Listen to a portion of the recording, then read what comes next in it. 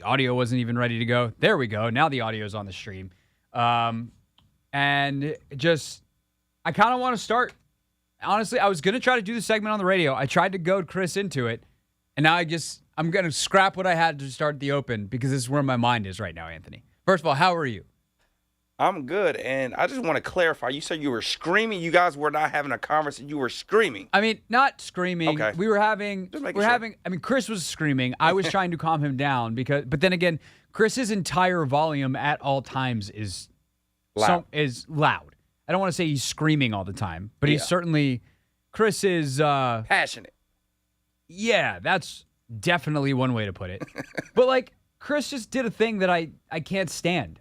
On Twitter this weekend, and it honestly kind of bothers me a little bit. And I'm not exactly saying something out of turn here because we just were hashing it out. We were just hashing it out, face to face. So I will say the exact same thing now that I just said to him. But if you look at what's happened in the NBA Finals. Or the NBA's conference finals, and specifically what has happened with the Heat, right? And you go back to that 97% number that ESPN put out, and you just say analytics suck because ESPN's BPI claimed that the Miami Heat only had a 3% chance to win this series. All you're doing is telling on yourself. All you are doing is saying, I am a person with strong opinions on something that I know nothing about, and that thing is analytics. Because nobody in the entire analytics world would sit there and tell you that the Heat actually had a 3% chance based off of BPI. And use BPI, let me rephrase that to be even clearer. Nobody with an analytics background trying to predict the series would use BPI. It's a stupid metric for that. It's a really useful metric in a lot of other ways. BPI, for those that don't know what I'm talking about, let me rewind. ESPN has an analytic a formula, whatever you want to call it, called BPI. It's their Basketball Power Index. And what it does is it takes a bunch of inputs and takes how a team's offense is and how a team's defense is, and it puts them into this formula. And what it does is it ultimately spits out a number that says, this is your offensive skill level, this is your defensive skill level. Based off of that, we combine that into a composite score, and they rank the league. And then they say, based off that, if team 1 plays team 22, the team 1 will win X amount of times. If they play 10, let's say there's a 70% chance that team 1 beats team 22. That means 7 out of 10 times if they played, or 70 out of 100, or 700 out of 1,000, that those two teams match up, that team 1 would beat team 22 in the BPI. I made those numbers up. I don't know what the actual numbers were. I can look up, if we want to, ESPN's numbers for the regular season and where the Heat were and where the Celtics were. The Celtics were very high in the BPI. Based off the regular season, the Heat were not. Because guess what? The Miami Heat, who are awesome right now, they're unconscious, they are so locked in, they are a joy to watch play basketball because they do everything right every time. They make almost no mental mistakes. They are a basketball purist basketball team. They are incredible. What Eric Spoelstra does is mind-numbing. He's going to get Joe Mazzulla fired. It's ridiculous what they're doing. But that's not who they were remotely in the regular season. This is insanity. Playing at this level doesn't happen regularly, and it certainly doesn't happen from a team that showed zero of this during the regular season. They couldn't shoot. They were turning the ball over. They were playing different lineups. They didn't even try to be this team during the regular season. And this is happening because they were forced to do some stuff with Tyler Hero out and stumbled into some stuff that's awesome for them. Different matchups, different lineups. Motivation, I guess, guys like Caleb Martin stepping up. Caleb Martin's been the third best player in the entire series behind Jimmy Butler and Bam Adebayo, ahead of Jason bleeping Tatum. What are we talking about? If I told you that there was going to be a series that Caleb Martin was better than Jason Tatum, you'd probably say 3% was too high. You would tell me that I'm high. What are we talking about? And so if you just take the regular season data, which unfortunately you have to do, right? Could they redo the BPI and take the formula and do it based off of playoff numbers? Sure. And guess what? The Heat would look a lot better. That's not what ESPN did. ESPN was like, based off our regular season BPI, the Heat have a 3% chance of winning this series, which was correct because that is 82 games worth of data. And they have their formula, and they can't change the inputs. They can't be like, hey, look, they shot 20 or 40, 2% in the, or they shot 48% during the regular season. We're going to make that 56 in the playoffs because playoff Jimmy or some numbers like that. Like, they can't just change the inputs. It's a formula. It spits out what it spits out. And this is actually an important conversation, not just to rail against people who want to poo-poo analytics because they don't know what they're talking about.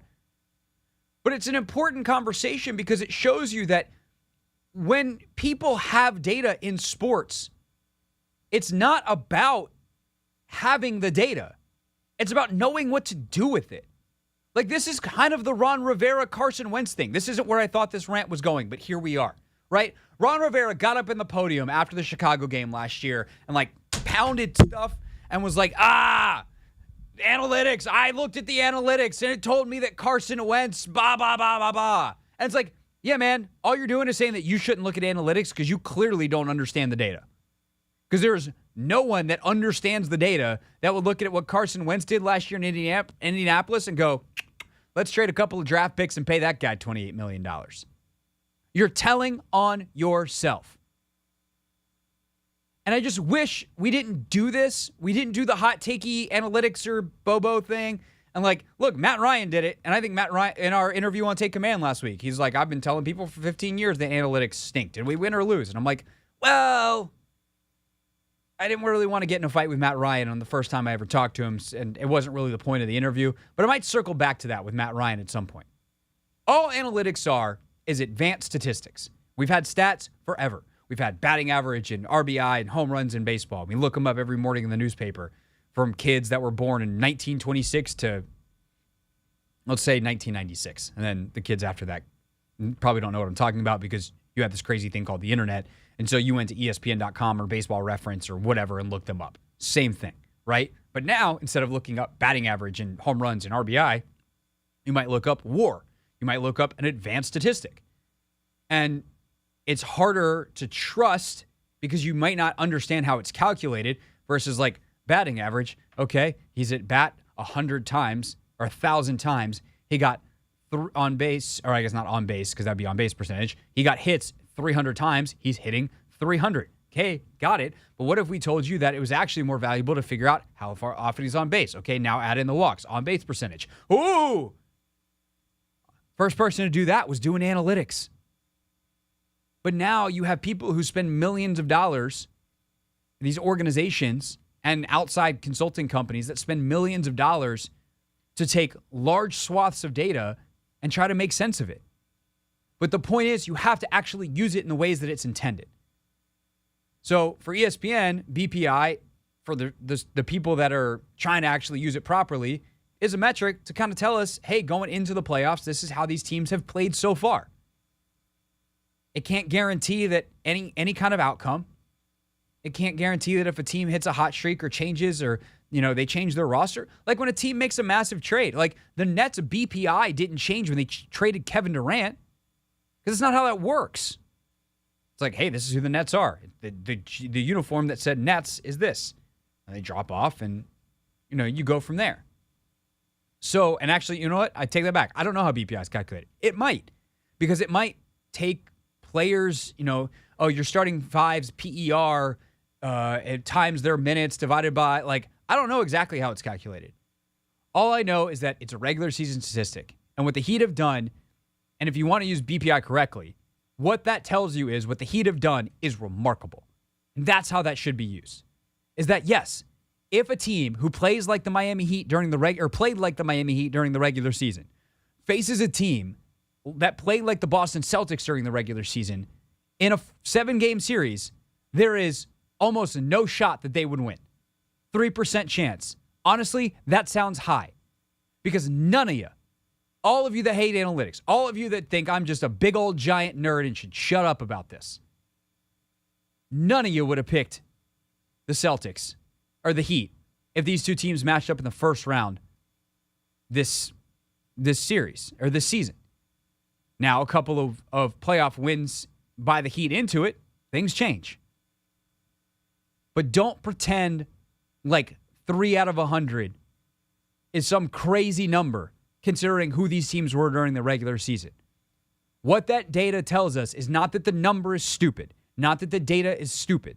It's what the Heat is doing is unprecedented and remarkable. So instead of being mad about the numbers and being mad at data, just enjoy the bleeping basketball. That is not where I thought I'd start today, but I feel a lot better having done it. When we get back, what's next for the NBA? Both conference finals, 3-0, so a massive potential offseason awaits. Highlight some of the biggest moves to be made next at the Hoffman Show on the Team 980 and always live on the free Odyssey app. Daniel Snyder has agreed to sell the Washington.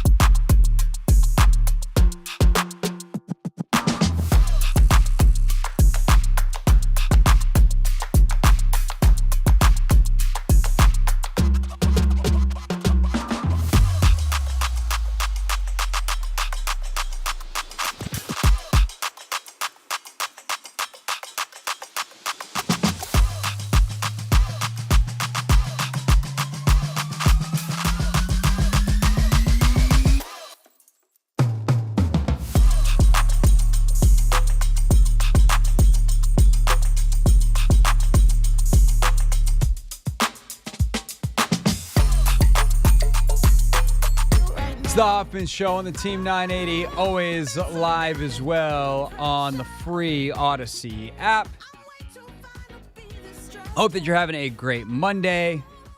Anthony, One, I feel like my camera's kind of funky right today. I don't know what's going on. Does it look different to you? I feel like the zoom's off or something. Yeah. I'm not sure why. I don't know what's going on. That's thing one. Two, during the last break, I was kind of rolling around on the like in my chair, just getting myself set.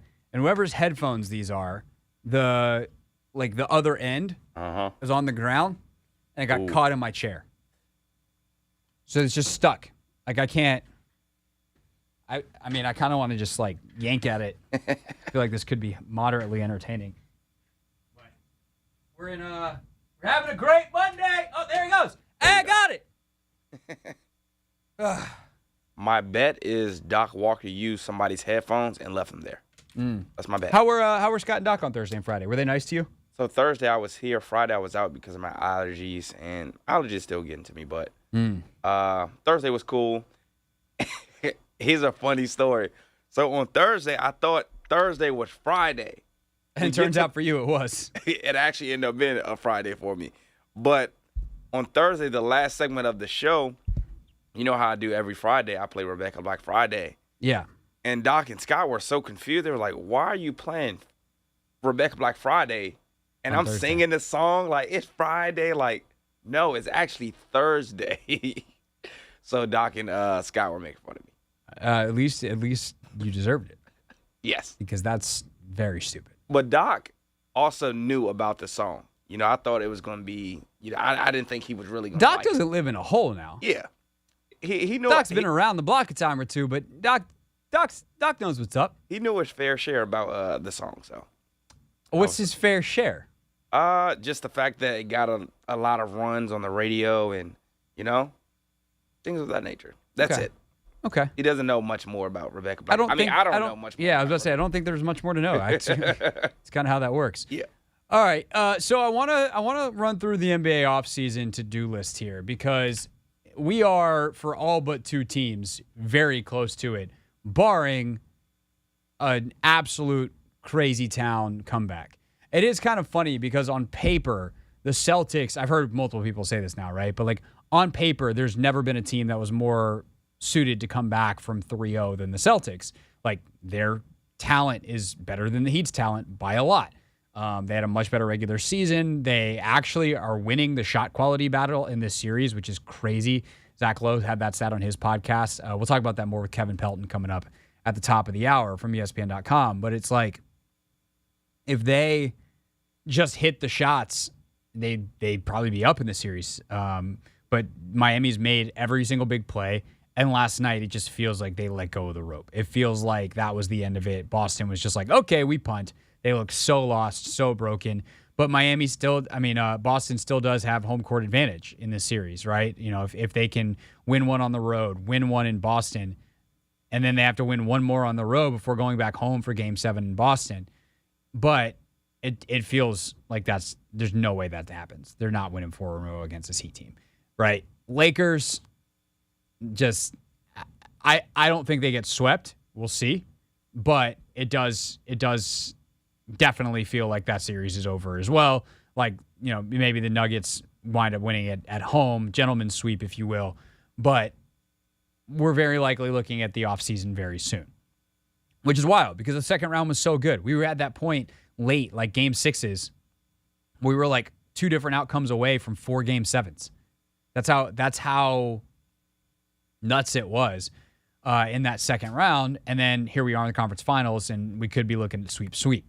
So that kind of abrupt ending and dramatic ending to a lot of seasons ultimately leads to a lot of moves being made. So here's kind of my unofficial top list of to-dos for some of these contenders. The biggest question, I think, in the whole league is what happens with the Warriors. And that's because it's multifaceted, right? It starts with Bob Myers, their lead executive basketball, president of basketball operations and GM. And there are teams like the Wizards that are just not making any other moves until they, understand what's going on with Bob Myers, because obviously the Wizards would like to hire Bob Myers. I tend to think that he's either going to go back to Golden State or just leave basketball and go, he started a podcast last year. Who knows what he does, but I would tend to think that he's running the Warriors, or he's not running the Wizards next year. But if I'm Ted Leonsis, I want to find out. So that leaves then someone else to have the conversation with Draymond Green about his player option, with Klay Thompson about a potential extension, and see how that affects their cap. He's got 1 year at $43 million remaining. And then you've got the young guys, Jordan Poole, Jonathan Kuminga, Moses Moody. Do any of them wind up on the trade block? I would not trade Moody if I were them. Kuminga is an interesting one. Poole is obviously very interesting because you'd be selling low, but is it actually addition by subtraction where he can go somewhere else, start over, and be a better basketball player, and they can kind of remove him from their culture when he seemed to be a bit cancerous to them last season? So the Warriors, to me, are the top, once those chips start falling, a lot of other stuff happens, specifically the Myers piece in regards to other executives. But I do think that there are other players, obviously, that might slide above a Jordan Poole on the to-do list for other teams. Obviously, the biggest one is with the Celtics. Jaylen Brown is Supermax eligible. If I'm them, I am not giving him that contract. I'm sorry, I'm just not. He's not good enough for it. He's great. He's a top 20 player in the league. But, in order to get a Supermax, I think it's been proven you kind of need to be Steph Curry. You kind of need to be LeBron James. You need to be Nikola Jokic or Joel Embiid. And if you're not worth it. And so I think for the Celtics, they could make it work, in part because they have a guy who is worth it already on the roster. And that guy's going to help pull them to the conference finals and beyond on a regular basis. But this is where the same thing I said with Brad last year. It's such a dumb thing that the NBA's done, where if the Celtics go to Jaylen Brown and say, hey, we'd like to offer you a 30% raise every year instead of the 35 that you're eligible for, that no one else can offer you, or even if they were to go say, hey, man, we're going to shave 3% off and we're going to give you 32, which is more than anyone else can offer, that's seen as an insult by Jaylen Brown and his agent. What dumb system have we designed here? It's so terrible. And so I don't know if I give it to him, especially the way he's played in this series. And it seems like there's something a little broken there. Maybe some of the rumors that he was potentially involved in a trade offer for Kevin Durant last offseason could be affecting the chemistry there. But he's got 1 year, $28.5 million remaining. And if I'm the Celtics and I can get really good assets in return, I probably would trade Jaylen Brown. We're out of time because JP Finley's about to join us from Minneapolis. But the other ones that I'll mention real quick, James Harden, D'Angelo Russell, Austin Reeves, big ones. And Reeves is a guy to really keep an eye on, because I do think that the Lakers desperately want to keep him, and they are not going to have the cap space to do it if another team makes a pretty hefty offer on him, because he's an undrafted guy. They actually don't have all of the same bird rights that you typically do on your own player. So that's going to be a really tough decision for LA. All right. As I said, though, JP Finley joins us next from Minneapolis, talking about the NFL owners' meetings and this timeline for the Commanders' sale. This is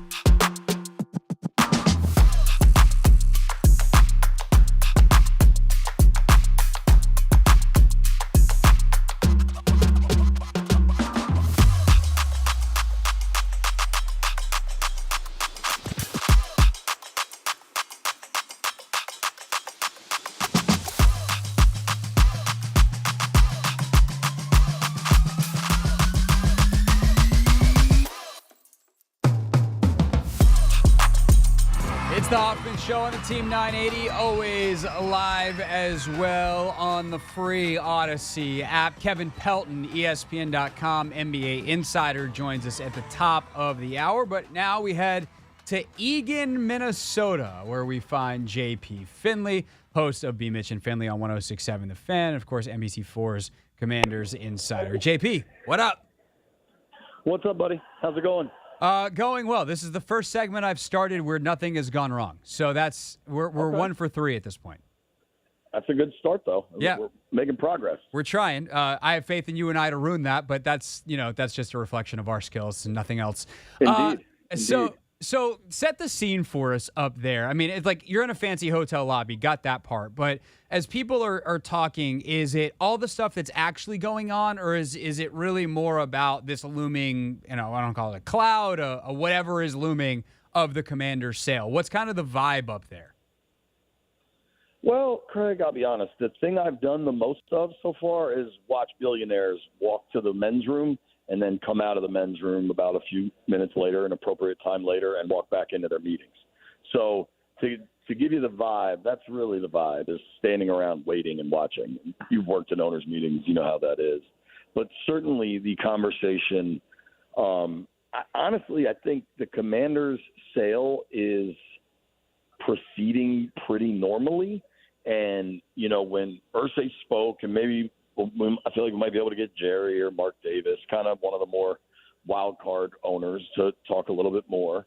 But I think at this point it's the vetting process, and you've got a lot of people from a lot of different places, and the NFL ownership to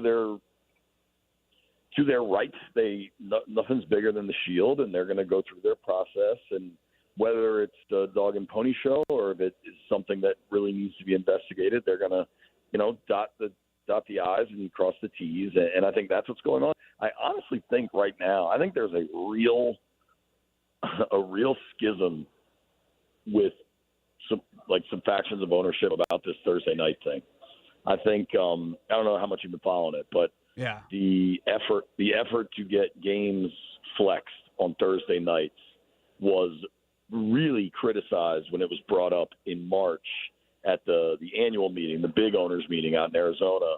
And so whoever's driving this thing, and there are different theories as to who that is, came back with a new proposal. That the first proposal was you could decide to flex a game to a Thursday night with 2 weeks notice, and there weren't a lot of restrictions on it otherwise. The new proposal is you got to give a month notice. It's only weeks 13 through 17, and no team can be flexed onto a Thursday more than twice. So they're certainly limiting it. They're drawing, a much tighter circle around the possibility of flexing Thursday games. But I'd say understandably, I think there's real criticism of the idea. And I'm curious where it lands, because to me, this one's obvious. Is what do we care more about? Is it our fans and the players, because it's a player safety issue, and it could be incredibly inconvenient for fans that try to plan out their season, because you're not moving it from 1 to 4 or even 8. You're moving it 3 days difference, and the player safety issue is obviously a concern. Or do you need to appease Amazon? And is that who's most important? Because that's why you're doing this thing, is because you have a massive, massive media company, or whatever you call Amazon kind of company, and they're paying a ton of cash, and you want to keep them happy, and you maybe want them to spend more cash in the future. Right. So we'll circle back to the Commander stuff in a second, but since we're in it, let's flesh out this Thursday night. I just find thing. it fascinating. Maybe I'm wrong. I think it's fascinating too, and I really appreciated. It was John Mara, I believe, from the Giants, who was like, "Look, if you got a fan who buys a ticket and buys a plane ticket and the whole deal coming in from out of town to watch this game, and they plan their whole weekend around it, and you move the game from Sunday to Thursday, like." That's pretty messed up, and I agree with that. I also think there's a competitive side to it that is even tacked on to all of the safety stuff and the fan stuff that you mentioned, where the reason you flex a game is because it matters and it's important. And we know from coaches and players that and even GMs that are football people that like Thursday night you're not getting a full NFL game. Like they don't have time to game plan. They don't have all the time to recover. Right. There's a million reasons why Thursday night football is already bad. a diluted product. Right. And so why are you going to move one of your most important games of the season to be an inferior product? It just seems like there's too many things with why it's a bad idea. Yet, it seems like they're very close to the threshold. Like, what's kind of the faction update, if you will? What's the horse race look like in terms of that vote? Don't know. I'm not sure anybody does. And you laid out the why, oh my God, why would you do this? This is a bad idea case very clearly. And everything you said was correct. But what you didn't point out is the thing on the other side of the why is this a good idea is generally the most important thing, and it's money. Right. So that's why, you know what I mean? Like, I think there are plenty of people that would go to the money side, and the mayors and the Rooneys are pretty much always in line, in conjunction with each other. And I think if we know John is a staunch critic of the policy, I would assume the Rooneys are, and then that's two of the oldest, most powerful, most established, ownership groups in the league. So I think you've got people that have always kind of pushed the needle forward with media rights, and then you've got people that are trying to stay a little more traditional. So I find it pretty interesting because I know I asked somebody from the league, hey, is there any updated schedule? And they're like, no, the whole thing got blown up. We don't know. So that could mean they're just going to table it. And a lot of times in these sorts of scenarios, they don't, if the people pushing something forward don't have the votes, they don't hold the vote and lose. Correct. They just table the idea. And I would not be surprised about that. And remember, you need 24 of 32 owners. So it's a pretty healthy number, and it's not that hard to get 10 people to vote against something.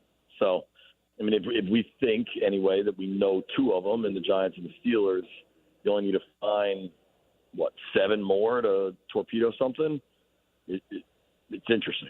Yeah, no, definitely. JP Finley's with us from the owners' meetings up in Minneapolis. Here's the last thing I'll ask you about this, though, JP, and this is pure speculation. But, like, if I'm the Maras or the Rooneys and I'm making the argument, I would look at all the other owners and go, we're the bleeping NFL.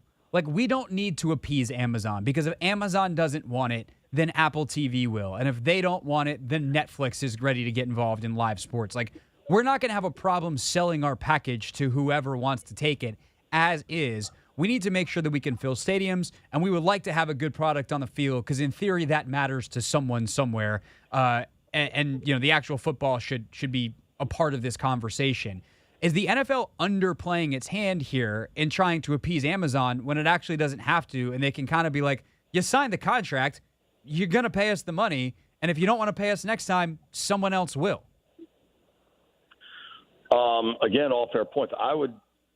My guess, and I'm speculating here, but this isn't about this contract. It's about the next one and the next DirecTV or the next Sunday ticket package and the next NFC package, or now it's not even divided up by conference. Like, it's about continuously pushing the gas to have the best possible televised products. And it isn't necessarily about getting another, whatever the dollar amount that's staggering, 500 million, 1 billion, 2 billion, whatever that is. It's probably not about that. It's about long-term growth projections. And let's be real, those Thursday games, for the reasons we talked about, are often not great. And then if they're not great between two bad teams late in the year, you got a stinker on your hands. And I think whether it's appeasing Amazon now or trying to eliminate a stinker in prime time for the future, because the other part of this, if we're talking about week 13 through 17, all of a sudden you're putting games with playoff implications in prime time on a night where by week 13, I would think there's not even college football on anymore. Right. I think college football is probably about wrapped up. And all of a sudden, boom, you've got a exclusive must-watch product, whether it's Amazon for now, and it could be Apple TV, it could be NBC. Who knows where that thing could land, but it all of a sudden becomes probably incredibly lucrative. All right, let's go back to the Commanders sale part of this because I thought the Irsay comments were really interesting, and I don't remember who it was that asked him, but it was kind of like, hey, are you guys looking to change the rules because these franchise values have gotten so high? And he's like, eventually, but like that's not what we're talking about right now. This deal needs to get within the rules, and we're hopeful that it will do so. But how much of this, because it's kind of the first sale of this kind, the last couple of sales have been monster numbers, but they've been bought by incredibly rich people, of which there aren't that many more literally on the planet to buy teams, especially if they get past Bezos with Seattle, if he were to buy them. How much of this is an educational process for the league to understand what they need to change moving forward so that these teams are better assets and there actually can be kind of a bidding war to have them, as opposed to what we had here where just there's one guy that was able to put together a massive group of people to barely scrape by and have the capital to afford this team? Yeah, I mean, the only thing I would caution, rich people don't like putting their money down is a big difference from scraping together the money to have it. If you look at this group, they have the money. Right. It's a matter of how much do you want to put down versus leveraging other assets, which is what really rich people do. So it's a world we don't even operate in. But, like, the question isn't of do these people have the cash? It's they want to put the minimal amount of cash down. So to me, that's an important kind of delineation when we're discussing it, because I see it on Twitter. The fans are like, oh, man, these guys don't have the money for the stadium or they don't have the money for the practice facility. Yeah, they do. They just want to put as little down as they need to, and the NFL has these requirements. And as these numbers go higher, whoever you think is going to get sold next, if it's the Seahawks, Bezos can do it, right? He can cut a check. But what about the Chargers? What about the Texans? What about the Cardinals? And things don't go backwards. The genie's not going back in the bottle. These numbers aren't getting smaller. And the pool of people that say the next sale, say the Cardinals in 3 years get sold for $8.5 billion. How many people on the planet can cut a check for 30% of that? To your point, Craig, you really start limiting your buyers. So, one, could this be a test case for these finance people to figure out, okay, what do we need to change here so that we can keep – because the league also has pretty strict requirements that it's no foreign money, it's no private equity funds, it's no pension funds, and other sports leagues don't have that. So maybe it's simply allowing for more kind of corporate cash rather than individual cash. I do think they'll figure it out. I think the actual holdup at this point with Commanders is vetting process. And I think if there were more concerns about the deal, about the actual structure of the deal, it wouldn't be – frankly, I think Tanya would be here. But, I mean, neither of them are here, which I find fascinating. I just watched – I tweeted this out, and if people want to watch it. I have no idea what was said. So they could have just been debating, what they think Brooks Koepka's PGA Championship win means for LIV Golf. But I've watched Jerry Jones and Norm Trite, who is the lawyer for Dan Snyder. I've watched the two of them have they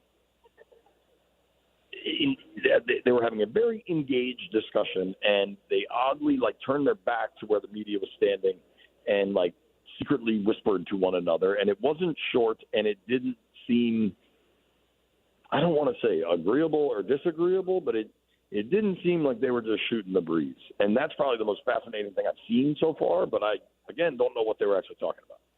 So, do you think that Tanya and Dan, Dan has been there forever, you think Tanya not being there is significant? Why? I imagine... they are voting on stuff, whether they vote on Thursday Night Football, they vote on the new kickoff rules. You have to have a voting representative. Is Jason serving as that? We don't know, but Tanya was at the last one, and then they've signed this deal, and now she's not here. There's something to that.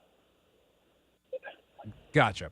JP Finlay with us from the owners' meetings in Minneapolis. Last thing I'll ask you, JP, is timeline-wise, what do we know? Because I know Irsay said, if we get everything done, maybe the commissioner calls a special meeting, post-July 4th holiday.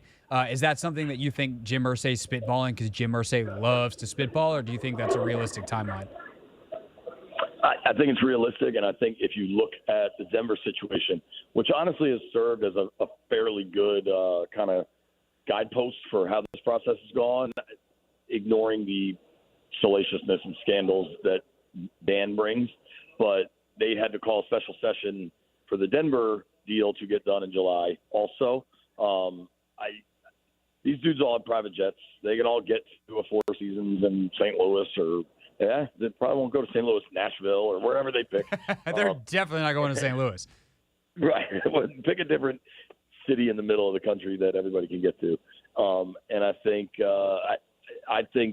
maybe Irsay is spitballing a bit on the actual timeline on the 4th of July thing, but I think I very much would think a special session in July is how this gets done. Got it. All right. JP Finlay from Eagan, Minnesota. With us here on the Team 980. I'm guessing you're been out here, Hoff? To that specific spot? Have you been out here since they built the new facility, practice facility? No, the Vikings one. No, I've watched a couple of like YouTube videos and stuff on it. I know it's spectacular. Dude. How is it compared to old Ashburn? If that's a 10, Ashburn's a what? I mean, I'm not trying to be rude, but if you're legit comparing the two of them, I mean, it'd be a 1 to a 10.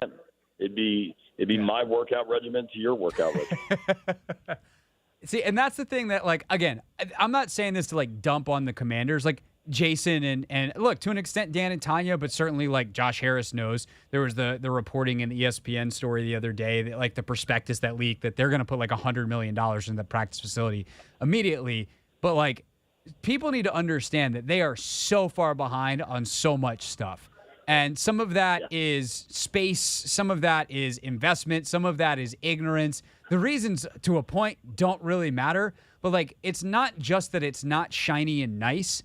It's that there are things that a team like Minnesota can do with their weight room, with their nutrition, with their classroom settings that the Commanders just can't. And that is a competitive disadvantage, and that is a problem. But the only thing I agree with you completely, but I think you might agree with this too. There are also reasons why a team like Minnesota has to build everything and be first class in everything. Like, this is not a marquee destination among NFL cities, so everything's got to be awesome, and you've got to be able to compete. And I think that's why you got to spend the cash also.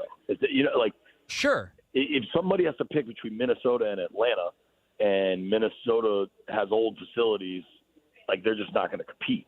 And so, to me, I think that is a part of – but the Wilfs have spent the money. They've been good owners up here. The stadium downtown is awesome. The practice facility is awesome.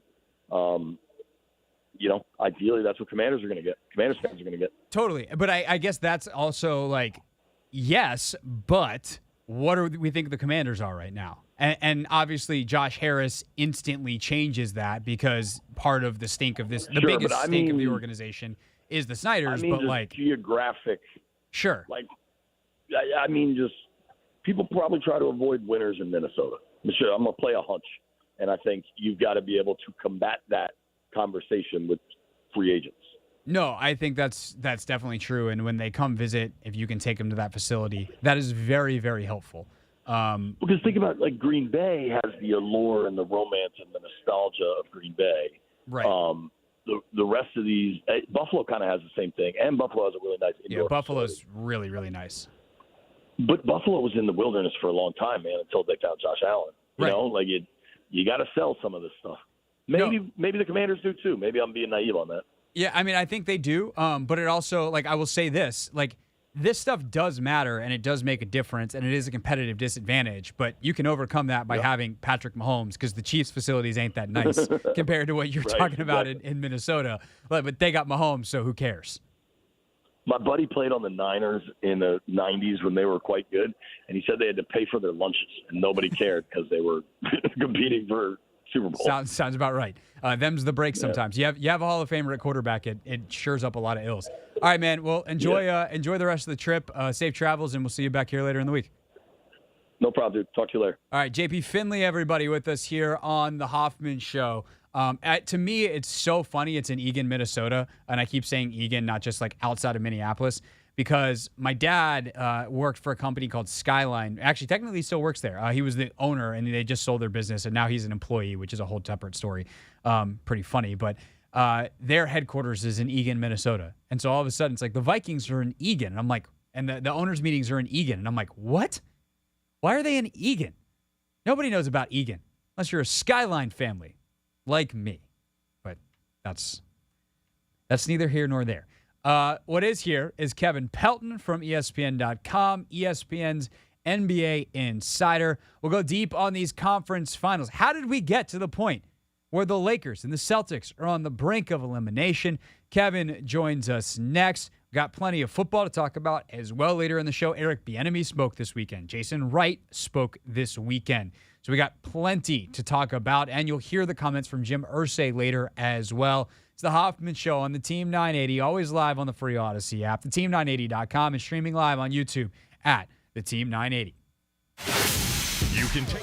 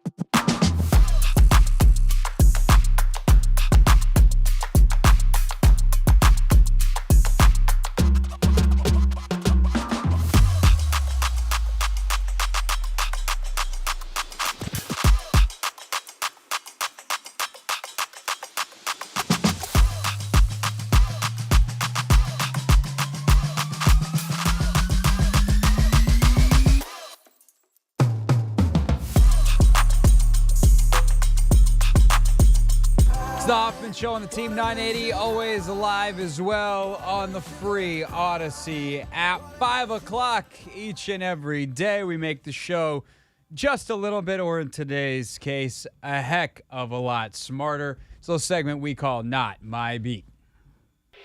Today's top story from the perspective of someone who's there. You are looking live. This just in. Not My Beat. Today we are joined by Kevin Pelton, NBA writer, ESPN.com, one of the best writing about hoops in the business. Kevin, welcome back to the show, sir. How are you?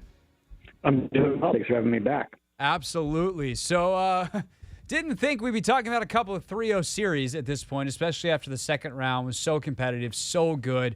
We were, had 2 game sixes, or 2 go to 6, 2 go to 7. And then here we are. It's 3-0, 3-0. Which of the two is more surprising to you? And we'll say not from like the regular season, where obviously it's the Heat, but from when we entered this round of the playoffs and what we thought these teams were. Which series is more surprising to you that it is 3-0? I still think it's Heat Celtics. I mean, I wouldn't have been totally shocked that Lakers Nuggets might go 3-0 in terms of, look, the Lakers just haven't faced a team at this level so far in the postseason. With all due respect to what the Warriors have accomplished in the past, I think one of the lessons of this series in particular is the Lakers didn't face a team as good as complete as Denver in the first 2 rounds to get here, even though they pulled off a pair of upsets. But Boston and Miami, if you told me it was going to be 3-0, I wouldn't have been shocked if the Celtics had taken a 3-0 lead. It would have been surprising that they had actually gotten their stuff together and won game 1 of a series for the first time. But it seemed like a mismatch. It seemed like a tough matchup, given that we'd seen these two teams play each other in a very competitive conference finals last year. But, a deeper Miami team had lost in 7 to the Celtics, and Boston looked on paper even stronger this year, and yet that's not how it's played out at all so far in the series. So the big giant mystery, Kevin, is like, what the hell happened to the Heat? Like, did they find MJ secret stuff? Like, what is the thing that they are doing now that they did not do all regular season? Because this is not the same basketball team in any way other than the dudes are the same and they're wearing the same jerseys. They are not performing the same remotely at all. Yeah, I mean, I think it largely comes down to three-point shooting. During the regular season, it has been much detailed. The Heat were 27th in three-point percentage. After last night's, another 50% plus performance from beyond the arc, they are now essentially tied with Denver for the best three-point percentage in the playoffs. And it's not a coincidence that those are the two teams that are probably going to be going to the NBA Finals. But the other element of it is, the Heat were fairly average in terms of opponent three-point defense during the regular season. It's not something typically the teams have a lot of control over, how well other teams shoot threes. And the Celtics' poor shooting performance, another one from them that we've seen throughout the series, dropped them, under 33% opponent three-point percentage in this year's playoffs too. One of the things I looked at last night and trying to put this into context is, if you look at the differential between your three-point percentage, what opponents shoot from the regular season to the playoffs, that is the 4th largest increase in, by a team that has played this deep into the playoffs, faced this many three-pointers. Number 1 is the 2001 Lakers, who lost 1 game in the playoffs as they were defending the title. Number 2, somewhat surprisingly, is the 2005 Spurs, who won the title. And then number 3, another title team, and a fairly surprising one in the 2011 Mavericks.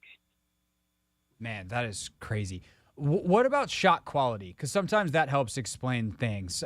Is this a situation where the Heat are getting better shots and forcing worse shots from their opponents, or are they just making more and their opponents are missing more? And sometimes the cliche of it being a make or miss league is really as deep as the analysis needs to go.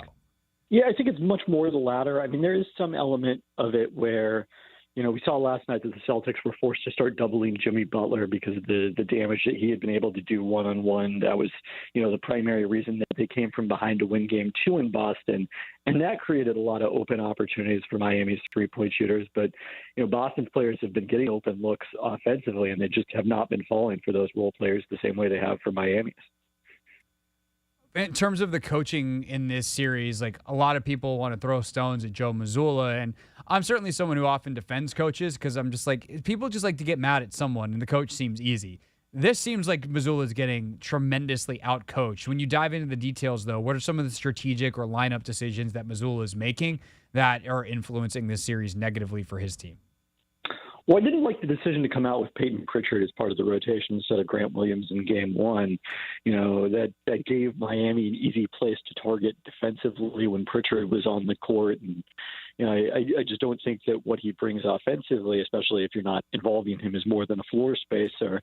It justifies kind of that drop off at the defensive end, because a lot of what has made the Celtics, given them such a high ceiling defensively, is the fact that they don't put any weak defenders on the court, and they're able to switch a lot of actions and things like that. So, I didn't like that. Since then, I can't say I've had as much of an issue with, kind of the rotations. I think they've mostly made sense. Offensively, I don't like the fact that they've devolved into so much isolation basketball at the end of games. The Jaylen Brown, Jason Tatum, your turn, my turn, and oftentimes it wasn't Tatum's turn the first two games when he didn't make a field goal in the fourth quarter of those. Obviously, that wasn't a factor last night. It was such a blowout by the fourth quarter. That would be the one thing I would point to, and then just kind of the general overall slow starts we've seen from the Celtics' lack of urgency. But the thing I note is, kind of all of those things go back before Joe Mazzulla was the head coach. We've seen elements of them under Ime Udoka and even dating back to the Brad Stevens era. Yeah, Kevin Pelton, ESPN.com, NBA writer with us. Like, at this level, it seems preposterous that, like, motivation and focus and things are issues, but they clearly are with the Celtics team. Can you remember a kind of similar example where a team is so talented and they've struggled to come, or I don't want to say struggled to focus, but like have come unglued like this? Because last night was something that you just don't see from a championship team, I would say most often, although I can think of a few Warriors games over the last couple of years where they have had moments like that and they just kind of flush it and move on. I'm curious what you think in terms of that comparison and the Celtics' ability, obviously down 3-0, like good luck, but the Celtics' ability to bounce back and kind of mentally reset. Yeah, it's mostly about the situation. I mean, you think back to last year, Golden State got blown out by Memphis in Game 5 with the chance to close out that series. But, they knew that they had an opportunity to do it at home in Game 6. That's kind of a different situation than this where, look, you're down 2-0. You know that this is historically basically a must-win since no team has ever come back from down 3-0, although eventually at some point it'll happen. And to see it in that setting was pretty shocking. I mean, I think somewhat comparable to Phoenix and Dallas in last year's Game 7. It wasn't at home like the Suns were. But, that's kind of the similar sort of demoralized feeling early on in the game that we saw last night. I saw that you were tweeting this and you just referenced it. So let me ask you real quick. You say that inevitably it's going to happen. There's going to be a team that comes back from 3-0 and wins a series. Why are you so confident in that, and what's pointing to that being the case? I mean, number one, it has happened in other sports. Obviously, those sports tend to be a little more unpredictable from game to game. Hockey, where we've seen it several times. Baseball, where famously we saw the 2004 Red Sox do this against the Yankees in the ALCS on the way to breaking their title drought. And, the other comparison, which is part of what I was tweeting about today, that was made by Ken Pomeroy, is that we've seen the 16-1 in the NCAA tournament, which was the thing we sort of talked about for a long period of time of, will this ever happen? And, it was kind of statistically, if you have a chance of it, even if it's a small chance for any given team, if you have enough teams in that situation, eventually one of them is going to do it. And then, the third factor that I wrote about in the piece I tweeted that I wrote last year when the Raptors were down 3-0 to the Sixers was when I first wrote that was, one thing we've seen recently in the playoffs is a lot of series shift dramatically due to injuries. They referenced last night that Celtics Bulls first round series where Chicago won 2 games in Boston against a much higher seeded Celtics team, and then Rajon Rondo gets hurt, doesn't play the rest of that series. Celtics win 4 straight. So, if you can do it down 2-0 and win 4 in a row, you can probably go down 3-0 and win 4 in a row. It just hasn't been the right set of circumstances yet for that to happen. Do you think that either one of these teams that's down currently 3-0 has a chance outside of a major injury for that to happen? If the Celtics had just lost another close game to Miami last night, I would believe it can happen.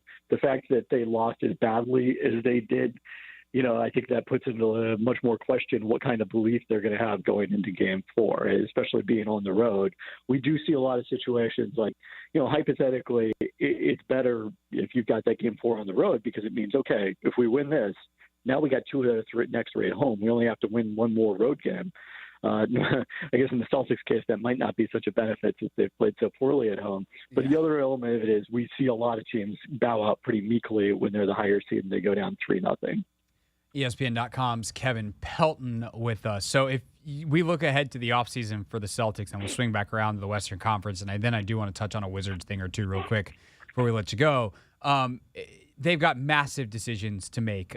One, they've got to figure out what to do with Missoula, who they signed to an extension in February. But then on the court, player-wise, Grant Williams, they've got a huge decision to make, and the biggest one, of course, is Jaylen Brown. If you're them, do you go in with this Brown-Tatum combo? Do you sign him to that Supermax, or do you become the first team to just stare that Supermax down and go, it's not worth it. We shouldn't do this. There's no way that we can compete long-term if we sign this player to this deal. Yeah, I think you have to gauge what the trade market is for Jaylen Brown. I think the reason that you would sign him to that extension is I think he probably has more trade value, even though you can't trade him for a year after signing into that extension, signed to a long-term deal with 4 or 5 years remaining on his contract if you fast forward to the summer of 2024, is compared to going into the final year of his contract next year. Even with an increase in what you're allowed to offer in extensions in the new CBA, still kind of a non-Supermax extension would surely not be enough to get him done. So if you're trading for him at this point, you have to face the possibility that he could walk away in free agency a year later. Yeah, I still don't know that. Like, I agree with you. Like, they're in a situation where they have to either sign him or trade him.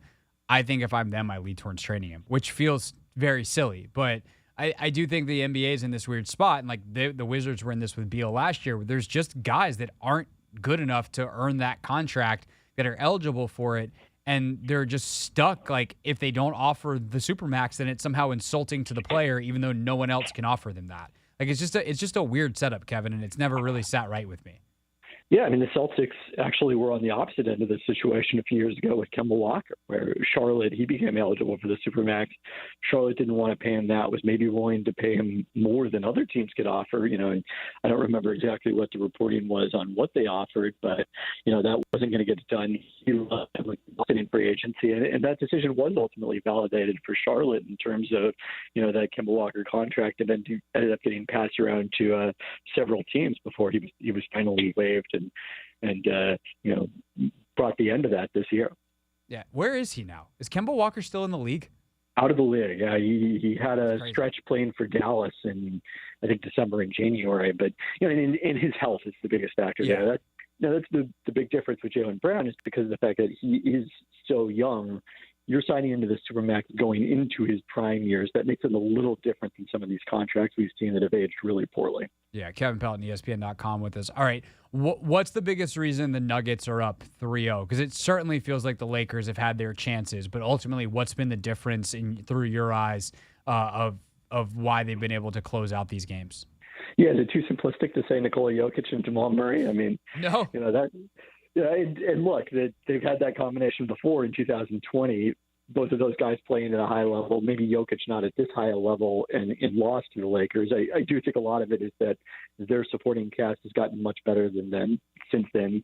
The Lakers, even though they improved their depth with the trades they made this mid-season this year, still we've seen in this series in particular that Jared Vanderbilt's lack of shooting, lack of offense has made him very difficult for Darvin Ham to play extended minutes. D'Angelo Russell's defense has made it tough to keep him out there when he's not making shots. And, that's where the Nuggets are kind of winning that battle of the supporting cast, but they're also winning the battle of the stars. And Jokic and Murray have both been terrific, particularly in these close games that they've faced at the end of them. For D'Angelo Russell, is it worth Darvin Ham? And this was kind of like the Jordan Poole question for Steve Kerr in the last series. Do you just have to ride with him because he helped you get here and hope that he pulls out of it and makes shots? Or should Darvin Ham not start D'Angelo Russell tonight and theoretically not even play, or possibly not even play D'Angelo Russell tonight?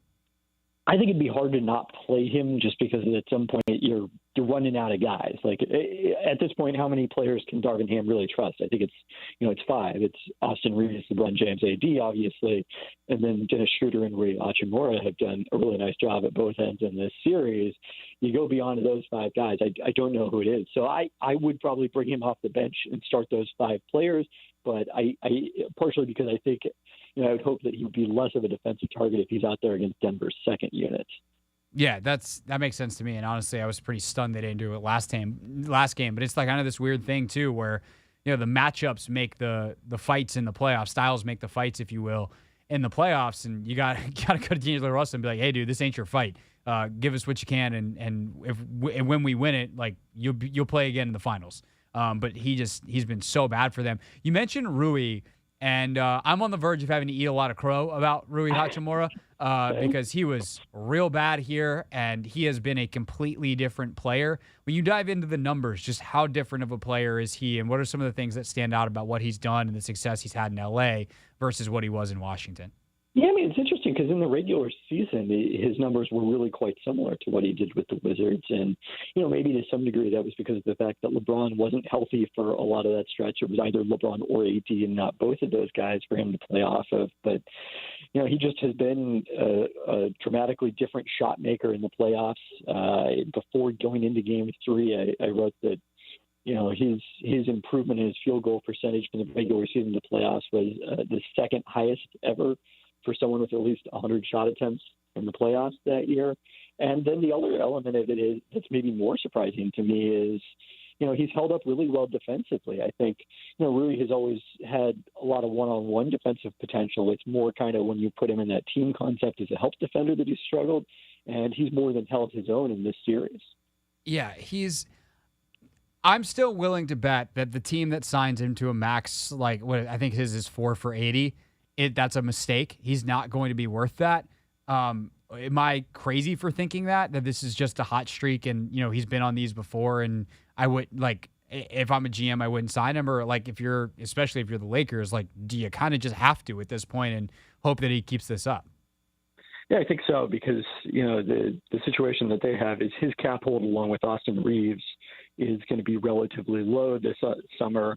That gives them the potential to, if they decide to move on from D'Angelo Russell, decline the team option on Malik Beasley's contract, they could create a decent amount of cap space, not max level, not, what Kyrie Irving is probably hoping, but a decent amount to, if they want to replace D'Angelo Russell or otherwise, just like he and Reeves are the young players that they have here with upside down the road. But yeah, I think I would expect him to be more like he's been in the regular season in the past than what we've seen in this year's playoffs. All right, last thing for Kevin Pelton, NBA writer, ESPN.com, here on the Hoffman Show. This is my favorite question to ask NBA people, Kevin. What's Bradley Beal's trade value? Because I am under the impression from talking to some folks inside the organization, and who knows what happens when there's a new person running the organization, but I am under the impression that if there's an agreeable trade to be had for all parties, that Ted Leonsis would greenlight said trade for Bradley Beal at this point in their careers. So if that's a possibility all of a sudden, what is Bradley Beal's trade value on the market, understanding that market is limited based off where Brad wants to go because he has the dumbest no-trade clause in the history of the league? The history of the league is long. There might be one that's worse. There's only 2 or 3 of them ever. So it was. Yeah, there's not that many right now. Yeah. So it not a high bar. I mean, I think it depends a little bit what sort of movement we see this offseason. If James Harden leaves Philadelphia and suddenly the Sixers are desperately in need of another perimeter star to surround Joel Embiid with, they don't have a ton of draft picks to offer in a move like that. But, that's the kind of team I could see, making an offer that includes draft picks, and Tobias Harris is someone in the final year of his contract is the primary matching salary. So it gives you a lot of cap flexibility in 2024 and beyond, in addition to some picks. I mean, I think that's probably the direction I'm thinking. Yeah, no, that I've said since. I mean, the funny thing is, Philly and Miami were the 2 that I had circled, and all of a sudden Miami's probably looking at yeah, we're probably good on that. Thanks for asking. Thanks for playing. We're not giving you anything. Although I do think that the deal that was most likely was Lowry and Tyler Hero, and all of a sudden Hero perhaps feels a little bit more expendable. But I do like the question I have with Philly is like, would they be willing to give up a Tyrese Maxey or even give up draft picks, or do they see Beal as kind of a negative value asset? Like, yeah, we'll take him and he'll probably help our basketball team, but given the contract, like, you're going to have to give us a pick, or, it's going to be a straight salary dump versus the Wizards' ability to actually get assets in return. I'm sure that'd be the starting point in negotiation because that's where you're going to always take that position. But they were willing to give this same kind of they presumably are willing to give the same kind of deal to James Harden, who is even older at this stage of his career. So and they gave up draft picks on top of Ben Simmons to get him from the Brooklyn Nets a year ago, knowing that this was going to be his contract situation. So I don't think that would cause them to shy away, given that Joel Embiid's in the middle of his prime, just coming off winning MVP. They can't afford to take a step back right now.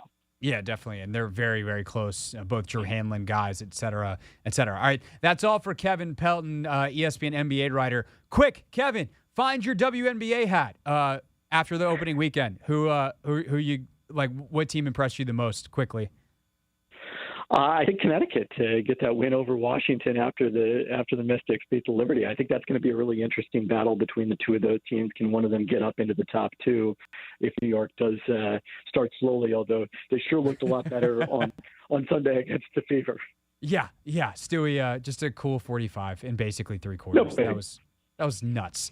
By the way, the Aces dropping 50, or winning, not dropping 50, winning by 50. Not a bad start for the defending champs either. Yeah, they look very much in midseason form with their new additions. Yes, indeed. All right, Kevin Pelton tweeting about the NBA at K Pelton, and then remind folks the W account. K Pelton WBB. Okay, I couldn't remember if it was WBB or WNBA. WBB, women's basketball. Kevin's got literally everything hoops covered all summer long. Great stuff as always, sir. Thank you, appreciate it, and we'll talk to you soon.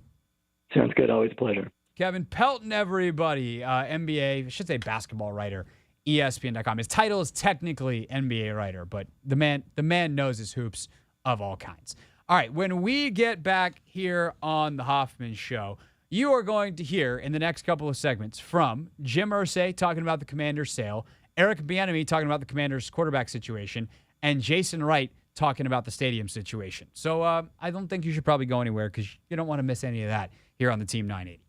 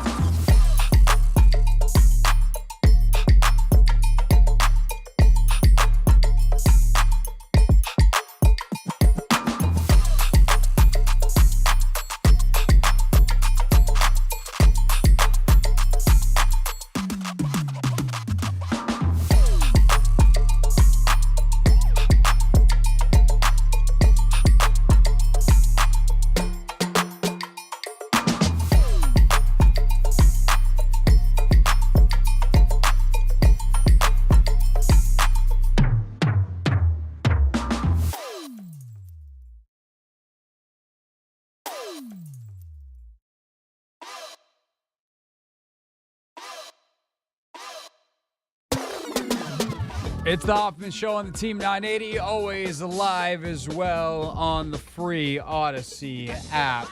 Hear from Eric Bieniemy before the end of the hour here on the Hoffman Show. Over the next 15 minutes, though, some thoughts from Jason Wright, the Commanders team president, who spoke this weekend. There was a clinic that a bunch of people were at. That's where Bieniemy was at as well. But a chance for reporters to talk to Jason and Eric and some other folks over the weekend. And Jason, of course, right now, kind of the highest ranking person in the organization who can speak or who will speak about anything. Dan and Tanya, not interested. Josh Harris and company aren't actually in the organization yet, so that they don't really have anything to say. It would be inappropriate for them to do so before being approved by the league. And so Jason is kind of caught in this middle person, is the person who's the steward for the org, the one who's responsible for making the biggest decisions. But he's not an owner. He can't make certain decisions. All he can do is try to prepare for when there is an ownership to keep things moving in the right direction, assuming that they are, and to get things going and have the infrastructure in place to get certain projects started as soon as Josh Harris comes in. That when Harris comes in, he's like, all right, finally we can talk. Good to, I know we talked briefly, but good to formally meet you. Tell me, give me the updates. Where are we? Give me the latest on the stadium. And Jason's got to be ready to go. And so with that in mind, Jason's kind of I won't say the most important person, but like he's critically important to where things are right now. No matter what you think of him and the job, like them's the facts. Jason Wright, very, very important to the future of this franchise, even if his future is still up in the air. But as for how much longer that is the case, the approval process, here is what Jason Wright said over the weekend to a gaggle of reporters in Ashburn. Ownership approval process. Sure. Obviously, we're arm's length from it. Right. The family office and the NFL league office are working hard to get a quick approval done. We're supplying information where they have need. I don't expect it to take long, but I don't have an estimate on timeline either. It's a league-run process, but I think everything feels like it's moving in the exact right direction. Gotcha. I think that one of the things that's interesting, JP said this earlier when he was on with us. I saw Nikki Javala and John Keim said this on John's podcast where they were having a conversation, and I feel like I've seen it from elsewhere too. We are now at a fairly normal point in the sale. Everything else has been chaos and bizarro world, and Dan makes everything more difficult because he's Dan. He's just not good at business. But we are now at a point where, I don't want to say we're post-Dan, but we're post-needing Dan. Like, you don't need him to sign anything anymore. You don't have to get information from him. You don't have to do anything but look at the agreement that was signed between Dan and Josh Harris and go, yeah, this is good. All right, let's take a look at all the finances.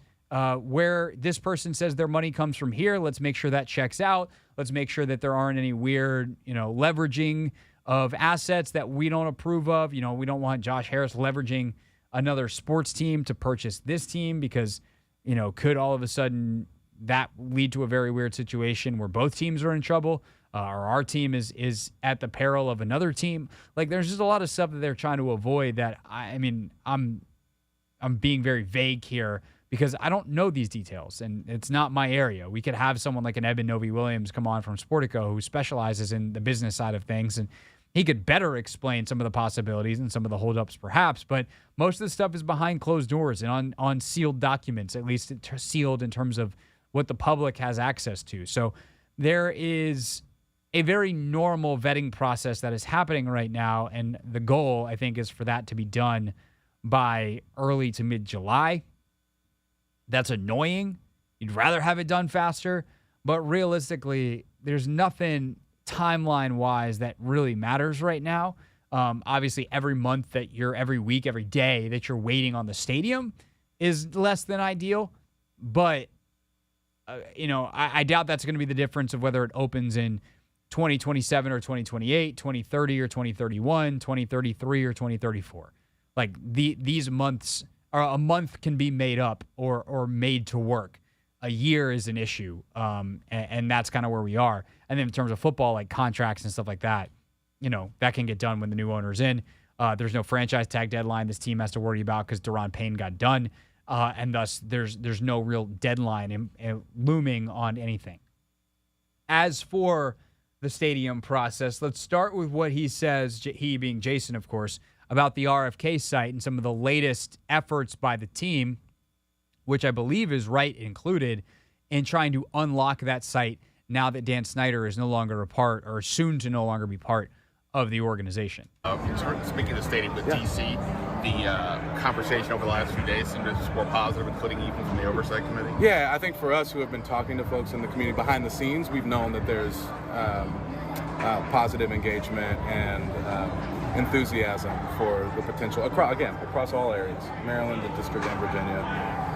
And so because of that, it's not as surprising to us, but it's just more of a public discussion now. And what I like about it is leaders are articulating a vision that we can get behind, because that's been what we've said all along. The best thing that we can do is get behind the vision of local leaders who know how to best develop this community economically and socially. That's their expertise. I think that's a really smart answer from Jason, and it's especially smart when we're talking about the District of Columbia. Maryland is like Maryland and Virginia are both unique. Maryland is super unique because they already own the land. Now, could they be looking at the National Harbor site or another place that's not Landover? Yes. But the Commanders control the Landover land, and it's a part of the sale to Josh Harris.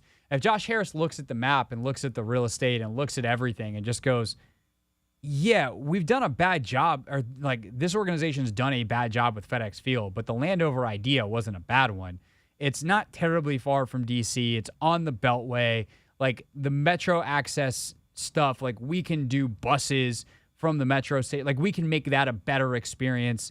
Like there's stuff that can be done with the Landover site, and obviously including the stadium itself, the building, that can improve that real estate tremendously.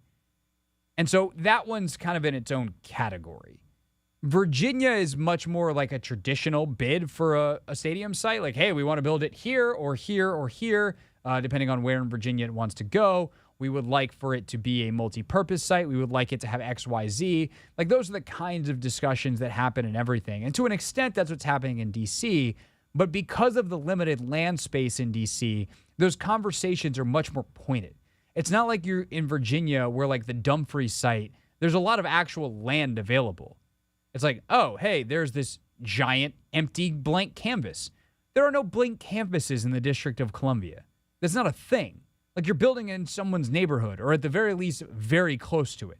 Like, there is no just, oh, well, we'll create the infrastructure.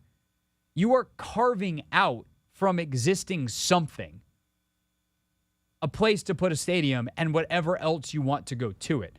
So being sensitive to the surrounding community is that much more important in the District of Columbia versus in Virginia or Maryland, because the community is literally going to be on top of the stadium, or the stadium is going to be dug out from under the community. RFK, obviously you knock down the current RFK and build in its place, is probably the least disruptive in terms of the actual stadium itself. But they've built those fields at RFK. Some of the parking is not quite as available as it used to be because they've made soccer fields there. Obviously, the housing situation in and around that area of Southeast DC is very, very different from when they played there in the 1990s and the 80s and on back through the history of that stadium. So it's just a more sensitive thing. And to take a following position versus a leadership position, like, here's what we need out of a stadium. You tell us what else you want, and we'll be able to then tell you how much we can contribute, how much we need from you, and it becomes a much more collaborative process. I like to hear that from Jason Wright a lot. As for the stadium process on the whole, here was Jason Wright over the weekend.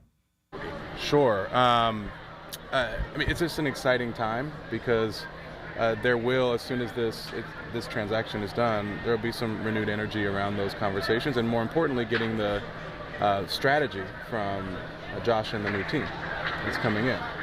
how they see the vision and things like that. So we just continue to have discussions with folks in Maryland, the district, and Virginia, better understanding their economic development aims, understanding the things that as they get more serious about this as a potential project, the different things that they would want in place, and just talking to leaders and engaging the community so that we understand how to be a good servant of them in this process.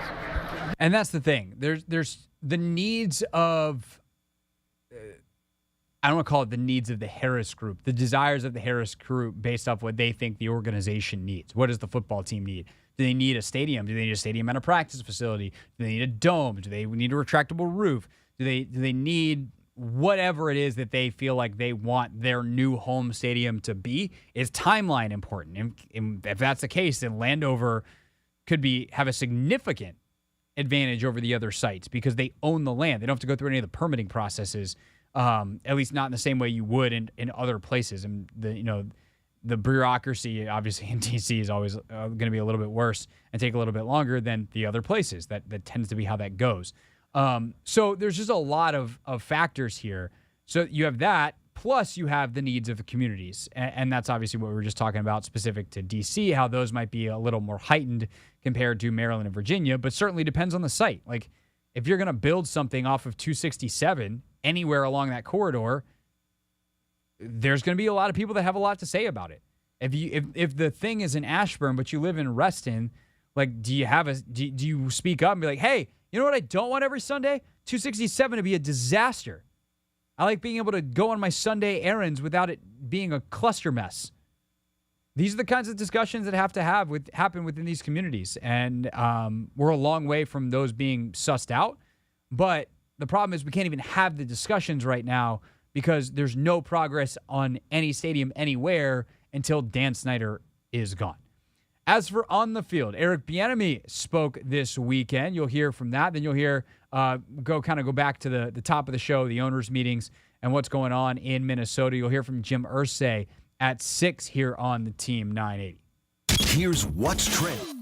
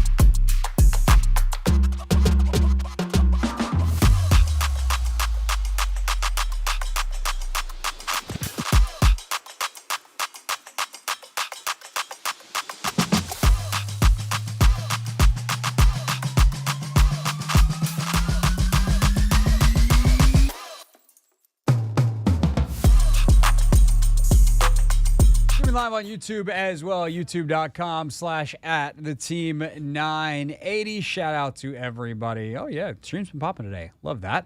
Shout out to everybody who is watching the show. Eric Bieniemy spoke this weekend. He was at a clinic, same one that you just heard Jason Wright speaking at. But he was in Ashburn. You know, obviously they're getting ready. OTAs getting started tomorrow. Open OTA on Wednesday. So we'll have Ron Rivera speaking. We'll have some of the key players speaking. We'll see if Chase Young and Montez Sweat are there. We'll get all that stuff coming up on Wednesday. But Bieniemy there and really his first extensive comments since he took the job. He's a guy who doesn't really like doing a lot of press. We have asked to have him on the show, and he has politely declined through the PR staff, who said, you know, he's very, very busy. He's very, very focused, and he's not really interested in doing interviews. Doesn't have to. That's part of being a coordinator. If he was a head coach, he'd have to do more of them during the season. But all right, that's fine. He's focused. I'm sure many of you listening love that, even though you'd probably also love to hear him on the show. So this is a nice opportunity to hear from the Commanders' new OC, as I've called him the most important transaction they made all offseason. So, hey, Eric Bieniemy, how is your offseason going, sir? Your first one in Washington. Well, I'm glad you asked, because we've been going through our OTAs, our phase 2 portion of it. Been doing some installs and obviously getting some work out on the field. The guys have done a heck of a job. I think they're doing a great job of learning, but on top of that, they're doing a heck of a job of going out there and executing what I expect them to do. It's been fun. There's a good group of men. On top of that, they've been working their tails off, so I'm excited about the next phase. He's an excitable man. That Eric Bieniemy, he loves him some excitement. On teaching the actual offense, I mean, this is ultimately the most important thing he can do, is not just teach the players, but the coaches. He's got to get his position coaches up to speed. They have to be cohesive. So, hey, how's that very important thing going? You know what? It's different, and I say this, and hopefully this doesn't get taken the wrong way. Because when you've been in this, a place for 10 years, you have a tendency to take certain things for granted. And so what this has done, it's helped me to go back and dot all the I's and cross all the T's, and making sure that I'm giving the proper instruction and not just taking anything for granted because I knew such and such coach would be able to explain this or be able to take the time to go over this detail in this particular meeting. So my goal is to make sure that I'm giving all the instruction and making sure these guys are tooled and ready. All right. So if any question come up, now they can have that answer. All right. So the biggest thing is just making sure that everybody has a complete understanding. And if they don't have an understanding, it's my job to make sure that I give them the answer. Has it energized you? Oh, yes. Oh, yes. I mean, I'm fired up and excited. I'm always fired up and excited, but it's given me a whole new outlook, just observing and then studying, not just studying our plays and what we do, but how our guys are going to fit in the system. And I think that's important. As I said, he's an excited fella, a very, very excited fella. Of course, the most important things are the quarterbacks, so let's hear from Eric Bieniemy on those, starting with Sam Howell. Sam's done a heck of a job. Sam's very professional.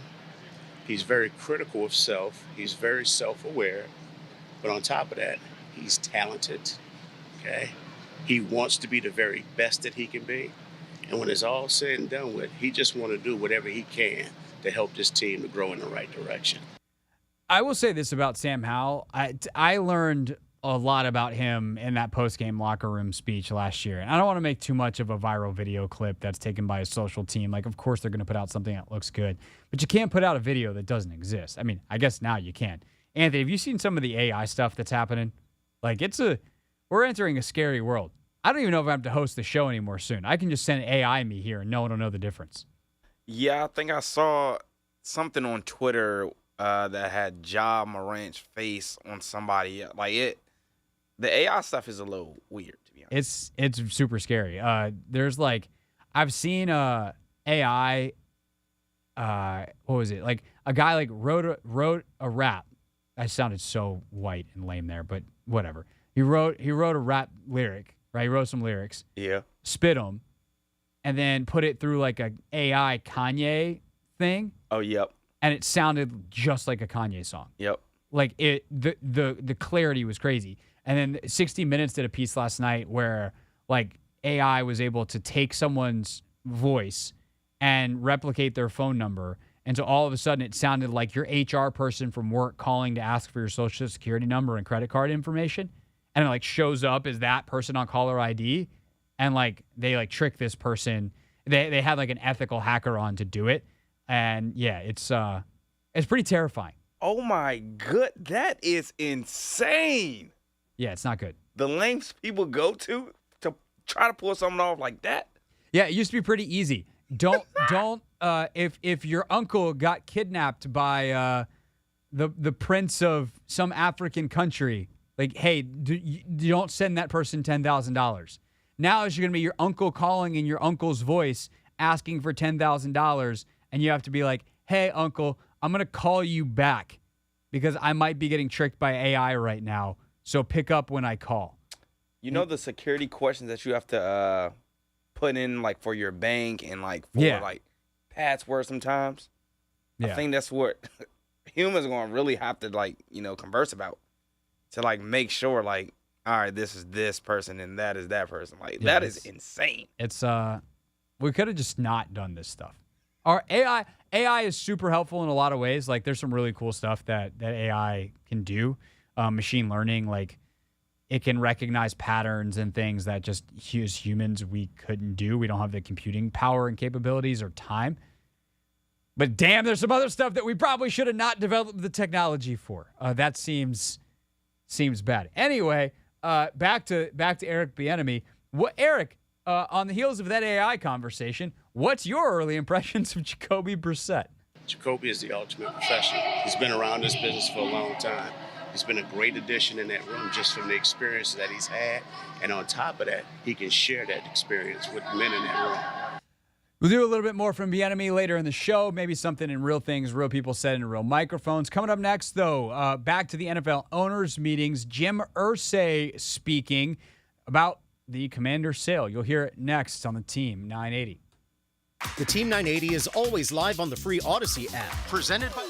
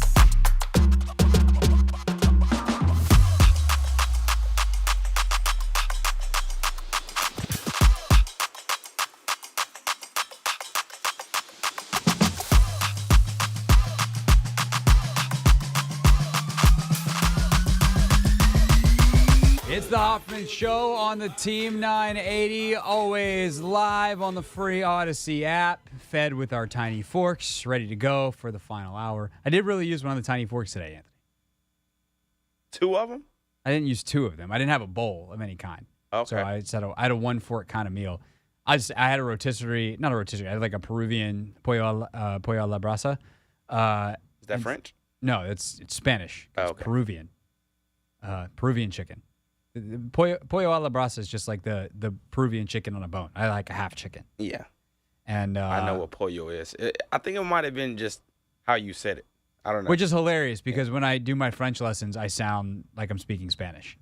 My pronunciations are terrible. Like there's certain things I have to be like le, de to get into my French. Yeah. As opposed to like pollo a la brasa. Now I'm like, okay, cool, we're speaking Spanish. Yep.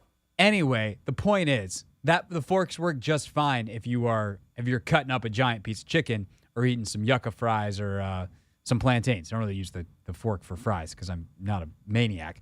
But for the plantains, for the chicken, until I get to the point where I just get frustrated poking at the chicken and I just eat it with my hands like a savage.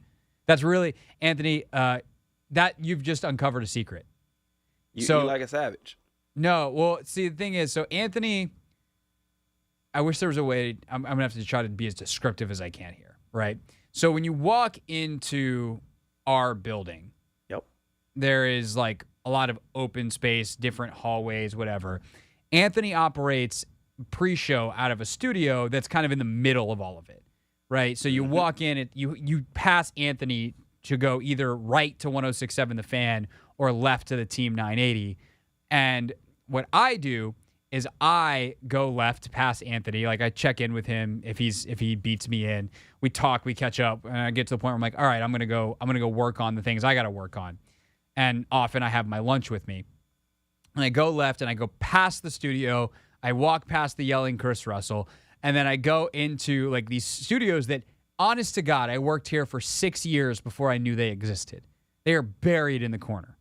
And the reason, Anthony, I do that is so I can eat my chicken in peace and not worry about anybody seeing me. I'm just upset I've never walked in on you eating like a savage. That's what infuriates me. No, you don't want to see it. It's okay. It's gonna be one day I'm standing and you know the little window? Sometimes I'm just gonna be face first into a chicken bone and you're gonna be like, oh. I'm like, I'm just gonna give you the finger. Which luckily I just did off camera because I remember we are streaming on the internet. And luckily that finger somehow went through a path that did not involve being on camera. The thing is, I'm going to catch you one time. I'm going to record. I'm just going to pocket it. And then when your birthday rolls around, I'm going to say happy birthday, Greg. No, why would you do that to me? I'm not going to catch you eating. You never know. Let me eat in peace. If I do, I'm not going to take video of it. I go, weirdo. That's a weird video, Anthony. Is it? Yeah. I think it's a funny bit. No, I will say I didn't have like a napkin or anything today. Because there's typically like a stack that's kind of been back there, or like the takeout place sends some. And neither happened today. And I did have a little bit of chicken grease going. And I was like, uh-oh. So I had to like walk across the station scared because I got shaved too. My beard's getting a little thicker. I was like, I feel like I got chicken grease dripping down my face. I really hope I don't run into anybody. So I just kind of beelined for the kitchen and got some napkins. And now I'm just spilling this on the radio. Yeah. I could just not. But I feel like talking about it's less embarrassing than someone actually witnessing it. I'm looking forward to witnessing it one day. No, you're not. If you are, why? Don't worry about it, Craig. Don't worry about it. I'm distinctly worried about it. All right. To the NFL owners' meetings we go. Jim Irsay spoke. Now, Irsay obviously has been the main, I don't want to call him protagonist, antagonist. He's been a main character in the Commander sale process. It was he who said, if Snyder doesn't sell, then like we are probably going to look to vote this guy out.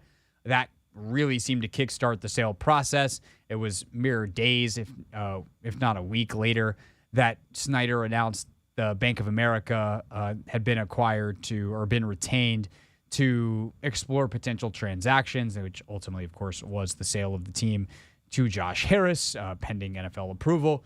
And so Irsay, someone who's important in that realm, but Irsay also on the NFL's finance committee. So he's in the most important meetings right now discussing the details of this deal in a way that and has knowledge that other owners outside of the other 7, I believe it's an 8-person committee, the other 7 on the committee have. So Irsay speaking today at the owners' meetings.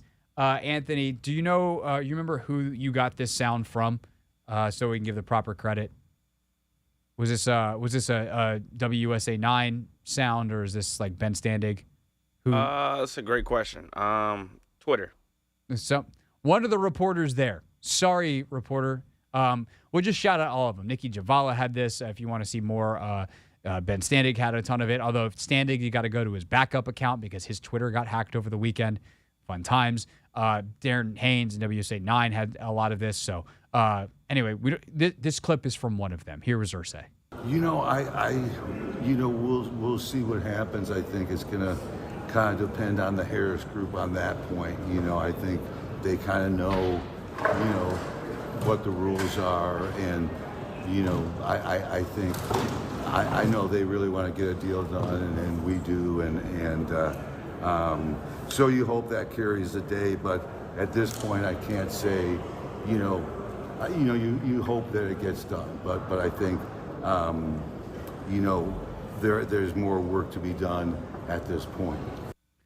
So the phrasing there is interesting to me that, the Harris Group knows what the rules are, because I am under the impression that the Harris Group, and I'm under this impression from reading a story over the weekend, I believe it was in Front Office Sports, that the Harris Group believes that their current construction is actually in line with the rules. So either there's a disconnect about some portion of this where the NFL has a different view on some of the financing than the Harris Group does, and they've just got to cross that bridge and meet in the middle, or the Harris Group has to cross the bridge and meet the NFL where it is, more realistically.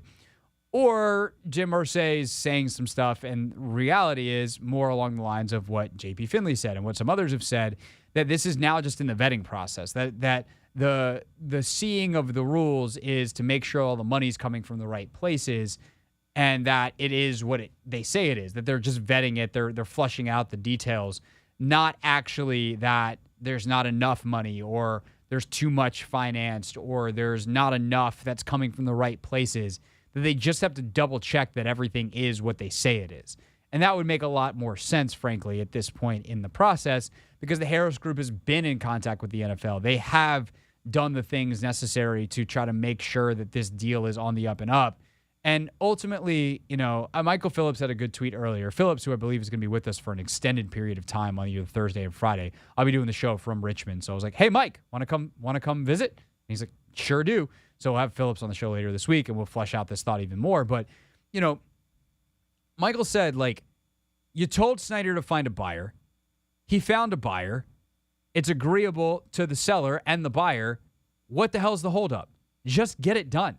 And to an extent, that's kind of where I am too. Now, I do think the NFL does need to be careful here, because the part of the reason they're in this mess in the first place with Snyder is they should have never let Dan Snyder sell the team or buy the team. He was way out leveraged. There was a ton of financial issues. There should have been a ton of red flags. And so there is part of me that says, hey, don't be dumb just because you want to get rid of the guy. Don't make the same mistake twice. But we're talking about two very different people here and two very different groups. What we're talking about in Josh Harris is a fairly known commodity. He's not known in the NFL, but this dude owns a bunch of pro sports franchises. This dude is legit. And as long as his part of the everything holds up, and he is really the majority owner, and there's no funny business in the deal where all of a sudden this team's going to get owned by someone who currently has a 0.2% share that has an option to buy this and buy that and whatever, and there's a risk of takeover, then I think you're fine. Let's figure out how to get this thing done instead of making sure it conforms to every single rule and regulation. You're going to change the rules soon anyway. And so, I don't know, maybe I'm just annoyed because I feel like this thing should have been over a long time ago. Maybe if it wasn't Snyder and this was just a general transaction, then it'd be like, whatever. When it gets done, it gets done. But it just feels like this team is being punished because the NFL didn't have the chutzpah to actually vote the guy out. And so now they're stuck on his timeline, which means everything is getting delayed for no bleeping reason. Because Josh Harris could still buy the team from the NFL as opposed to buying it from Dan directly. Like the NFL could have bought the team from Dan and then worked on the details with Harris and then transferred ownership there. And in a way, I guess they'd still be in a similar place because they'd have to vet everything that Harris is doing. But at least then you wouldn't have been waiting on Dan. Like, you could have just bought the guy out or figured out how to get the team away from him months and months and months and months ago. I don't know. I know this stuff is hard. I know it's really complicated. I know there's a lot of lawyers.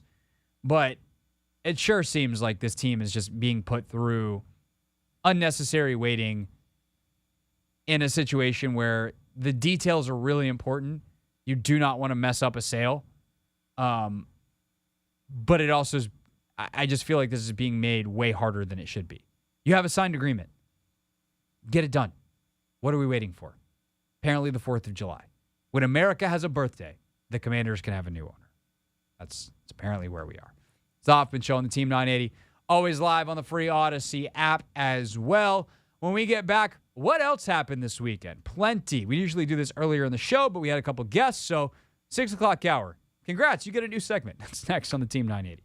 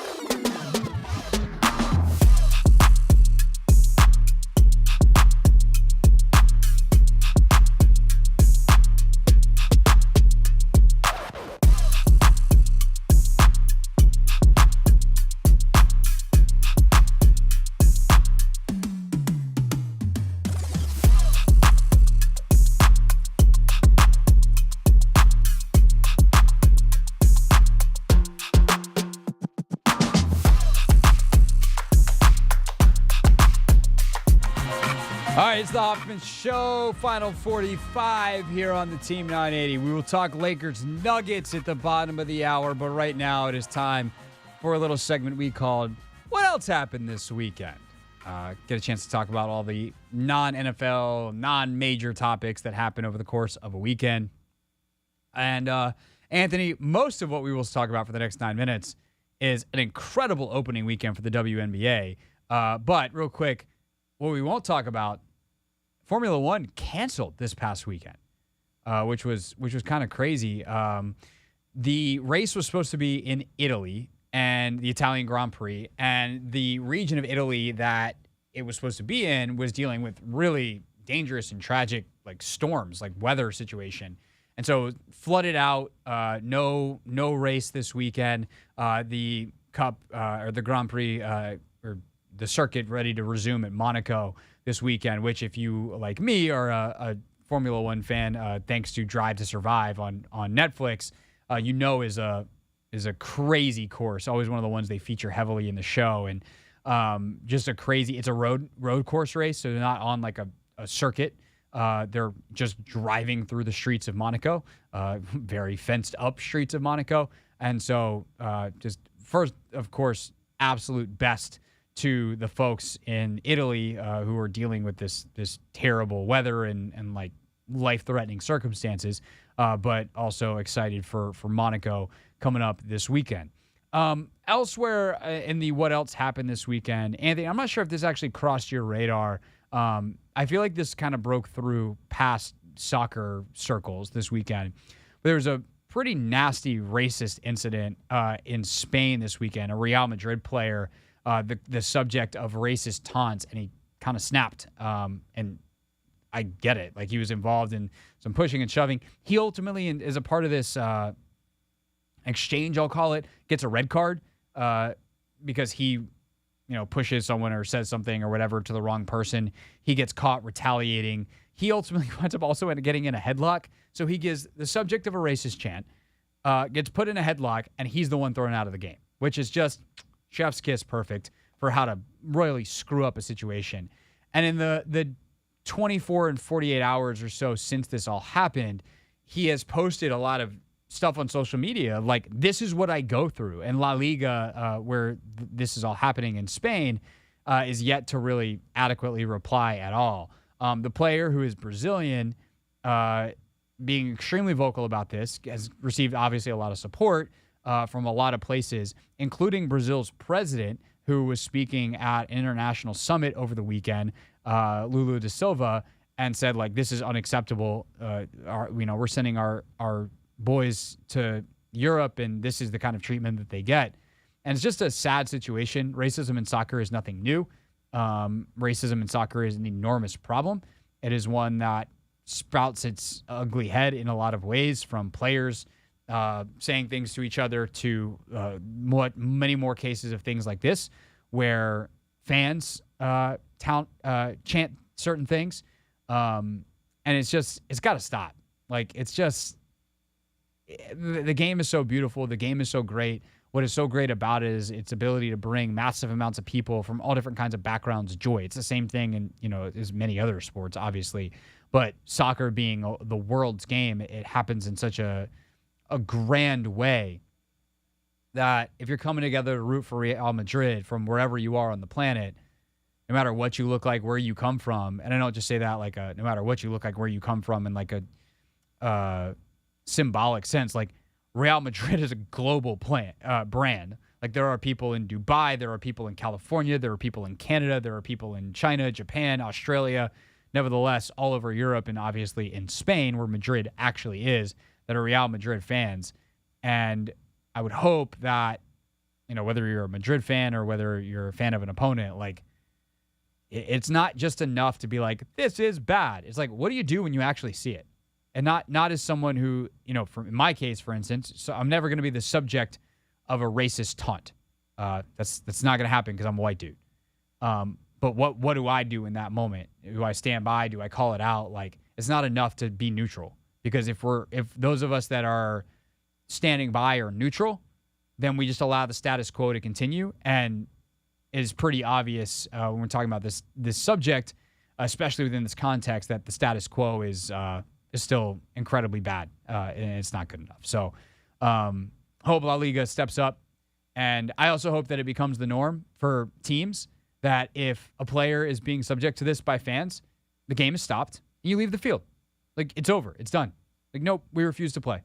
Not under these circumstances, because, and by the way, if if a home team does it, then and maybe you get one warning, and the next time it happens, then you penalize the club, like in the standings. Like it's got to the punishment in this particular case has to be severe. You can't just let it keep happening. It's too damaging to the humans involved. All right, serious topic. Didn't even realize I didn't think I would go that long on that, but I think it's important to say, so we did. So that was in Spain. Back here in the States this weekend, soccer-wise, Spirit lose in Orlando. That has been their absolute personal hellhole. Sure enough, they get down there, lose to an Orlando team that they're better than. But tough league. That them's the breaks. Spirit back home on Sunday at Audi Field. So definitely excited to get back. This is their longest home stretch of the season, and it happens to lead into their World Cup players leaving. So a really important stretch for the Spirit starting this weekend in NWSL. And then the WNBA this weekend, Anthony. Woo! What an opening weekend. Mystics started with a huge statement win over the Liberty. Natasha Cloud basically after the game is like, go ahead, sleep on us. Talk about the Liberty. Talk about the Aces. Just watch.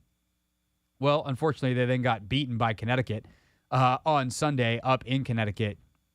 Connecticut team trying to refine itself after losing MVP Jonquel Jones in the offseason to the Liberty, in fact. And that's just kind of the general frustration of being a Mystics fan these last couple of years. Every time you think they got it figured out, like, oh, no, they're serious. They're in it. They lose one of these games. It's just a total head-scratcher. With that said, Shakira Austin looks like she's going to be a problem for the rest of the league in year two. Spent the offseason playing in Israel and just came back and completely with the understanding of it being year two for her, last year's top 5 pick. Just looks like she's going to be a problem. Speaking of problems, oh my God, were you watching the Breonna Stewart thing live yesterday? I was not. I heard such wonderful things about it, but I was not watching it. I saw, it's kind of one of those things that happens in the NBA randomly throughout the season where it's like, hey, if you have the ability right now, turn on this game. Yep. Steph Curry's got 40 through 3 quarters. Devin Booker's, working on a 50-piece. LeBron's doing this. Giannis doing that. Like, in the NBA Twitter world, it's like league pass alert. This crazy thing is happening. And we got, on the opening weekend of the WNBA season, what was essentially a league pass alert. And by the way, WNBA league pass, like $25 for the whole season. Stupid bargain. That's lit. So worth it. And so, sure enough, pulled up the league pass, and Stewie was in the middle of what turned out to be the end of her scoring flurry. But it was, when Klay Thompson gets hot, and he finds a way to get a shot off, and it goes in no matter what. It's like he's playing horse and winning, and he's not in the middle of a basketball game. Mm-hmm. That's what Stewie was doing. She pulled a 28-footer cash. She had one drive where she got stripped, and it was kind of like almost a held ball. She's facing the wrong way, and just for no good reason. It wasn't like there was one on the shot clock. She just turned around like above the free throw line and shot a long 2. Goes in. She just was feeling it. 45 points. She doesn't even play the fourth quarter. 10 rebounds to boot. Liberty come back after that opening loss to the Mystics and just destroy poor Indiana. Aaliyah Boston's a little bit of a welcome to the league moment. Hey, there's this lady named Stewie. This is the level here in the W. Crazy. Then, easily best story of the weekend. BG is back. And not only is Brittany Griner back in the league playing basketball, she is playing well. 22.5 points, 8 rebounds, 4 blocks average through the first 2 games. She had a big, I'm back kind of yell after one of the plays she made over the weekend. Had 27 and 10 in that second game. It's just awesome to see her back. Awesome to see her thriving. She's hitting threes now. Okay, BG, with the jumper. So just awesome to see her back. And oh, by the way, on top of all of that, the Las Vegas Aces, defending champions, who added Candace Parker, who added Alicia Clark, they won by 50 in their opener. 50, Anthony. They won by 50. It's insane. They scored 101 points, I believe. Yep. They play 40-minute games in the WNBA. Yep. That is my favorite. I don't want to make this into a thing, but like when people like to tell on themselves because they don't like women's basketball, but they love men's college basketball, yeah, have fun with your 40-38 Wisconsin-Michigan State game. I'll take my 100-point Las Vegas Aces any day of the week and twice on Sunday. Thank you very much. Thanks for playing. Have fun with that. All right. I'm feisty today, man. What's going on? I think it's Monday. I think it's Monday. Russell also got me super fired up before the show, and I've just kind of been on one ever since. Yes, sir. I'm sorry for being antagonistic, America. It's Chris Russell's fault. I hope you're not antagonistic for our next segment because you know where I stand. Yeah, I guess we're going to find out. Can the Lakers come back and do this? Is Anthony holding out hope? We'll find out next. This is DC's home for Maryland Terrapins basketball. The Team 980, always.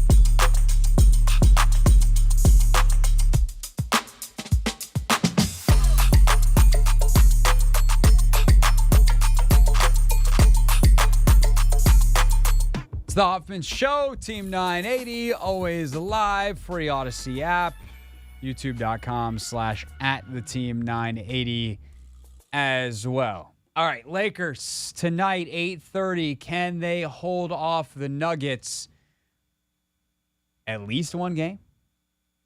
Can they possibly come back in this series? They've been the victim of some Murray flurries. Djokovic has gotten going a little bit. LeBron hasn't quite been able to do the things that he needed to do. AD's been, frankly, fantastic, but it hasn't been enough. D'Angelo Russell has been a full-on disaster.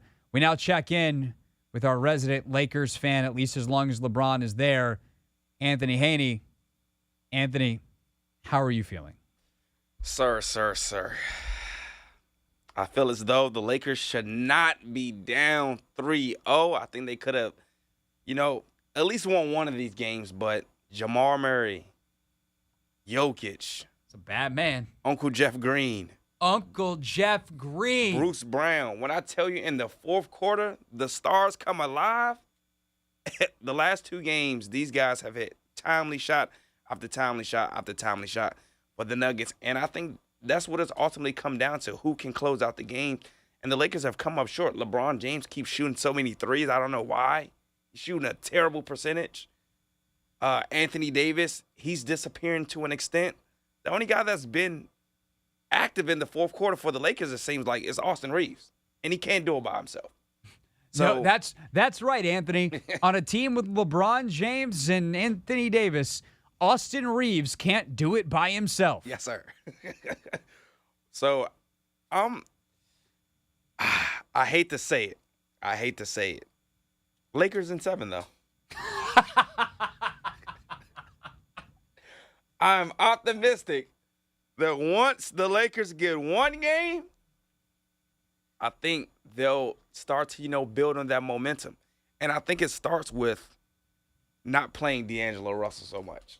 I think. You think? I mean, personally, what I've seen the last 3 games out of him, if he's not hitting shots, he's not offering much. He doesn't play defense, and he's not hitting shots. Why is he on the court? So I think Darvin Ham, I think it's going to come down to Darvin Ham making another lineup change. I think we saw this in the last series where, they took Vanderbilt out of the starting rotation and put somebody else which I just did not get. Not that Jared Vanderbilt's awesome, but, you took the wrong guy out. The guy to take out was D'Angelo Russell. Yep. What are you doing? Yep. If you're going to put Schroeder in the lineup, which he came off the bench anyway, just make the sub of Russell for – or actually, no, sorry. In that game – let's see. Game 3, they started Vanderbilt. And then the second half, I believe, is when they had Schroeder. Yeah, they had Schroeder in. Yep. But, they took Vanderbilt out instead of Russell. And it's why? Don't do that. Put Schroeder out there with Vanderbilt. Yep. And then Davis, James, and Reeves. But also I could see a scenario where they go with Lonnie, to be that extra offensive spark that the Lakers are looking for. They need people that can make shots. And D'Angelo Russell, if you're not making shots, you do us no service being on the court. So I think that's the adjustment I'm looking for Darvin Ham to make in this game. I thought it would have come sooner. But, here we are. Lakers looking at a 3-0 deficit in the Western Conference Final. It makes no sense. Yeah, it makes very little sense. But also is the kind of thing that can happen, right? Home team wins the first 2. If they're the better team, they win the first one. And then, that's how you get your 5-man or your 5-game gentleman sweep, which is, I think, pretty common. Yep. Not as common at this stage in the playoffs, but it happens. I mean, the Nuggets are the better team here. Let's be very real about that. Yes, sir.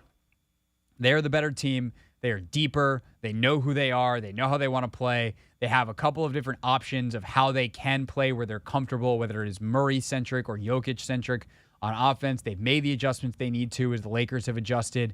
But there was certainly a massive opportunity for LA, and I think this is the part that's really frustrating. And Anthony, I feel like you as a Lakers fan feel how I felt last series, Lakers-Warriors, as someone who, I'll call myself a Warriors fan. Certainly someone who's been invested in them and rooting for them for a long time because, again, for the millionth time, I just love the way they play basketball, and I think Steph is just a joy, and I like being happy, so joy is good. But, you just look at the things and you go, why aren't you doing this? If you just do this thing or you don't make that mistake or you make this simple adjustment, then you win the series. And I think that's the frustrating thing if you're a Lakers fan watching this series is they've had these opportunities right there, and they just haven't made the plays.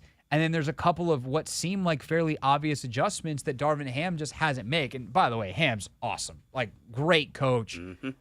It's a lot easier to do this from your couch. But there are some things that just stand out where you go,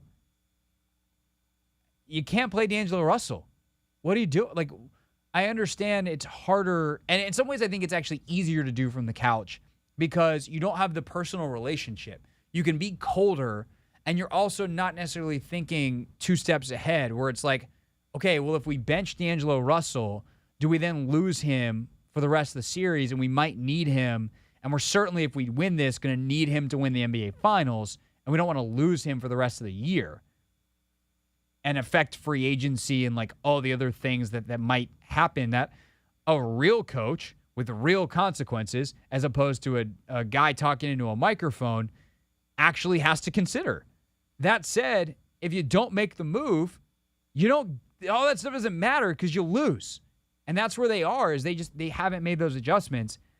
I think the LeBron stuff is interesting because I don't think he's taken a ton of bad shots. Like, that's the thing with him. Has he been way more effective as a driver? Yes. Should thus he be putting his head down and driving a lot more? Yes. Can he sustain that style at this point in his career? Probably not.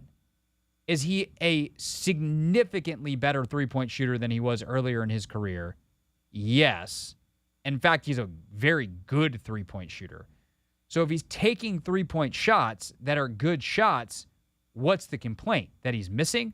Well, it's not as easy as being like, hey, LeBron, smartest basketball player in maybe the history of the entire sport. I have a crazy idea. You ever thought of this? Maybe you should make your shots instead of miss them. Whoa. Mind-blowing strategy. I'll put the ball in the hoop next time. Like, no, he's just missing shots. And, like, that's the crazy thing about the Boston series. This stat, I'm going to repeat it because it blew my mind. Second Spectrum, which is the NBA's data tracking company, right? They have cameras in every arena. They track every player. They track the ball. They track all these things. And it gives you, all kinds of data. And they have a shot quality metric, which they measure the types of shots you take and then how open they are, right? So based off of openness and shot quality, the Celtics are actually getting better shots than the Heat in that series. They just aren't making any of them. Or the Heat are making everything. And so the Heat are up 3-0. And there's a little bit of that going on in this series where guys like Murray and Jokic make tough shots, and the Lakers are missing a bunch of easy ones. And some of them, it's like, well, Jared Vanderbilt's wide open in the corner. The shot quality should be high. It's Jared Vanderbilt. It's not high. And so there's a little bit of the open for a reason stuff that happens with some of this. But when it comes to like LeBron, he's just missing shots. And like, bad time to miss shots. So if he can get on a heater and shoot 50% for the next 4 games, do they have a chance? Absolutely. But it's also going to involve, and this is the thing that I think has been the key to the series, to your point earlier, Anthony, fourth quarter, like their defense is just not the same level. The Nuggets tighten the screws, and they, I think, have had 30-plus points in every fourth quarter of this series. I mean, Murray had 23 on his own the other night.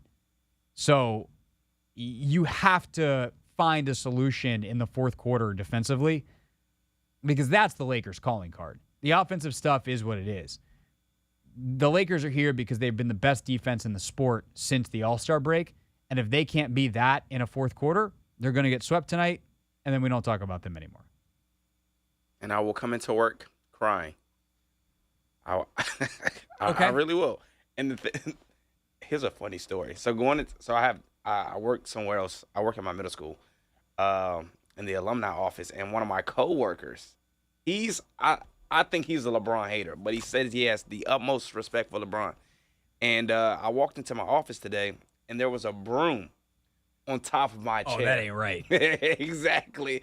And he said, I think you'll be needing that tomorrow. So I'm hoping that Darvin Ham and the Lakers can make the right adjustments. But, again, I think it's going to come down to that fourth quarter and who can execute and who can get stops.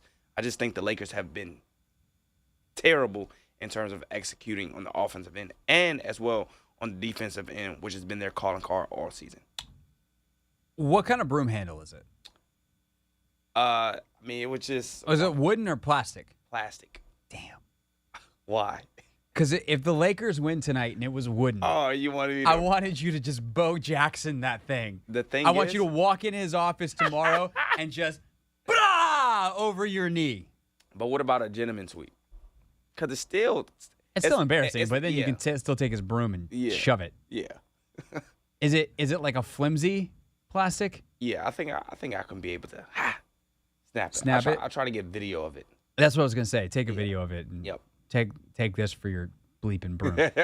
Or could you, at the very least, because it would be pretty badass if you cheat a little bit, right? Or if it's like a metal, like an aluminum type of thing, like dent it a little bit and then just walk in and like bare hands bend it in two. Oh yeah. And just drop it. See, now I'm giving away all my secrets. I mean, is he listening? They actually do listen. Thanks for listening, guys. We appreciate it. Here's what's trending. Here's what's trending.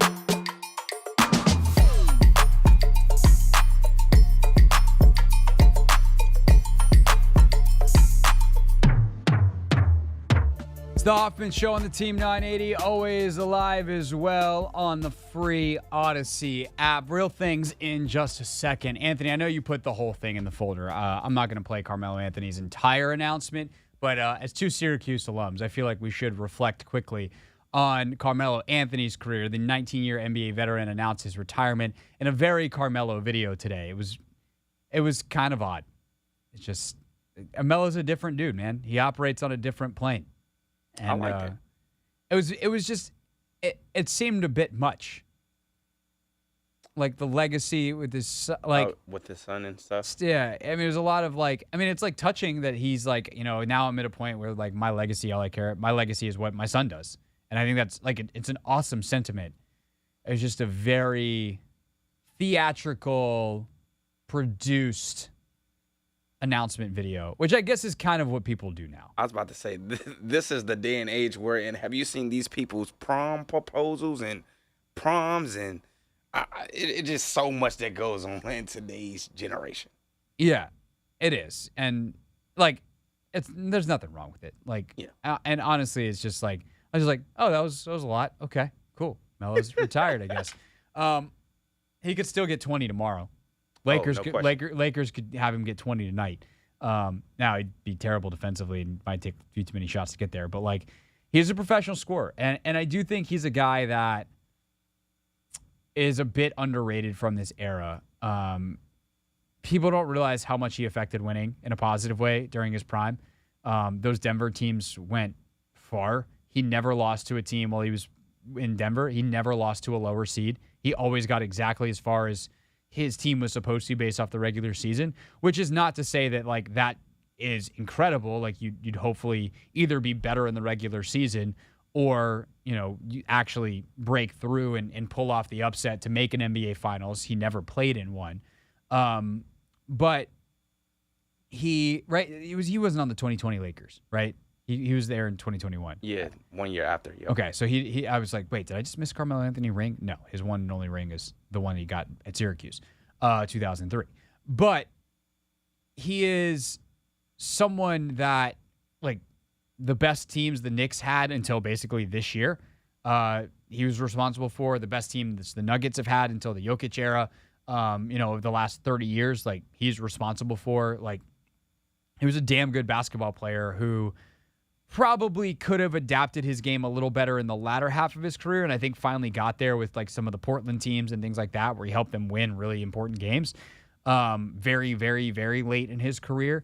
He is also someone who was undone in part by his own doing, but also by Knicks' incompetence. If the Knicks had waited 3 months and not traded for Carmelo Anthony and instead just signed him as a free agent, they would have retained a lot of the talent they traded for him, and that team would have been that would have been a title contending team. They self-owned so hard on that, and it's because James Dolan's a moron, the owner.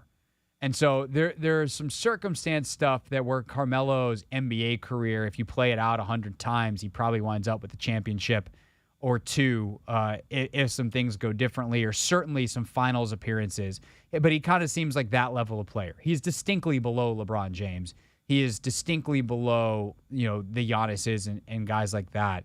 But I do think he belongs in the bottom part of the NBA's top 75, and without a doubt, he is a Hall of Famer. Yeah, and I think just playing or just being in LeBron's era, his draft, I think he just got overshadowed, and I think you said it perfectly. He's underrated, man. What he did in Denver, people don't understand how terrible of a franchise Denver was until he got there. He impacted so much winning. He took them to the playoffs every year he was there, so it's just fab. I mean, it baffles me, how underrated he was as a guy. He gets so much trash talked about him and things of that nature because he wasn't winning as much as people wanted him to do. So he's kind of on that. I don't think he's as good as Barkley was, but he's kind of on that level, right? The Barkleys, the Ewings, the guys in Jordan's era, where if they had played in a different era, maybe, or a different team, maybe they win a title, or at the very least they compete more heavily for one. Mm-hmm. He's one of those guys, which is still Hall of Famer, is still great, but is not an in consideration of anyone's Mount Rushmore or anything like that. But congrats to Melo. And the thing is, like, you know, we can joke about his legacy, you know, and what he's described it as in the video, but like, this is also a dude that did a lot of great stuff off the court. Super impactful on NBA culture, on his hometowns, whether it's his parents. I can't remember if his mom or his dad is Puerto Rican, but he's done a lot of work on the ground in Puerto Rico. He's done a lot of work in Baltimore. He's done a lot of work in New York City. He's very, very well respected for a good reason. So congrats to Carmelo, perhaps the most important Syracuse player of all time, on a fantastic 19-year NBA career. Carmelo Anthony officially retiring. All right, with that said, let's get to real things real people said into real microphones. Real things. We're not going to be sucked this year. Real people. 5-11, not very good. Said into real microphones. You know, the culture is actually damn good. All right, let's get a little bit more Eric Bieniemy in, and then some great mic'd up action from the weekend. Eric Bieniemy speaking this weekend at a clinic that the Commanders put on. You'll hear more from him, I believe. He's going to be speaking. It's either this Wednesday or next Wednesday at the Open OTAs. He'll have a media session. But he was asked a question that I'm certainly fascinated by. What is the Eric Bieniemy system that he's trying to install here in Washington? Well, there is a system, but the thing is, I want to make sure the system can work with the players that we have. And so at the end of the day, it's not about, quote unquote, the system. It's about what the players can do and how well they can do it, and helping us to get across that finish line. But when it's all said and done with, yes, we will throw it and we're going to run it, just like every other team. But when it's all said and done with, we're going to play great team ball and find a way to making sure that we're giving ourselves the best opportunity to be the best that we can be. Man, he's ready to be a head coach. That was a primo word salad right there. Said a lot of stuff that sounded so good, but didn't really say anything at all. Like, what's the Eric Bieniemy system? He's going to... Wait, he talked for 30 seconds. How do I not know? They're going to find a way to win. They're just going to find a way. Yep. I will say the one thing in there that's a little bit insightful and a lot encouraging is, yeah, there is a system, but I got to make sure it works for our players. Because how often last year did it feel like the players didn't really matter to the coach calling the plays? Mm-hmm. And that goes not just like, do they know how to execute, but it's like, hey, are we actually getting the most out of our players? Are we actually getting Curtis Samuel the ball where Curtis Samuel should, Terry where Terry should, Jahan where Jahan should, Logan where Logan should? Like, is Gibson getting the right carries? Is Robinson getting the right carries? Would like to know. All right, last thing, mic'd up. Scott Foster got run over by LeBron James on accident the other day. Scott Foster, longtime NBA official, longtime NBA villain. Pretty funny exchange when he got run over by LeBron James and then was cleaning up his bloody lip. That should be a tech, honestly. No, I didn't see him. I turned and went. Nah, I was trying to get out of your way. Yeah, I was already in sprint mode. My bad, Scott. All good. That's what you've been wanting to do that for 25 years. He ain't the only one. He ain't the only one. All right, we'll see you tomorrow. BetMGM tonight is next here on the Team 980. Hey, I'm Craig Hoffman. And I'm Logan Paulson. And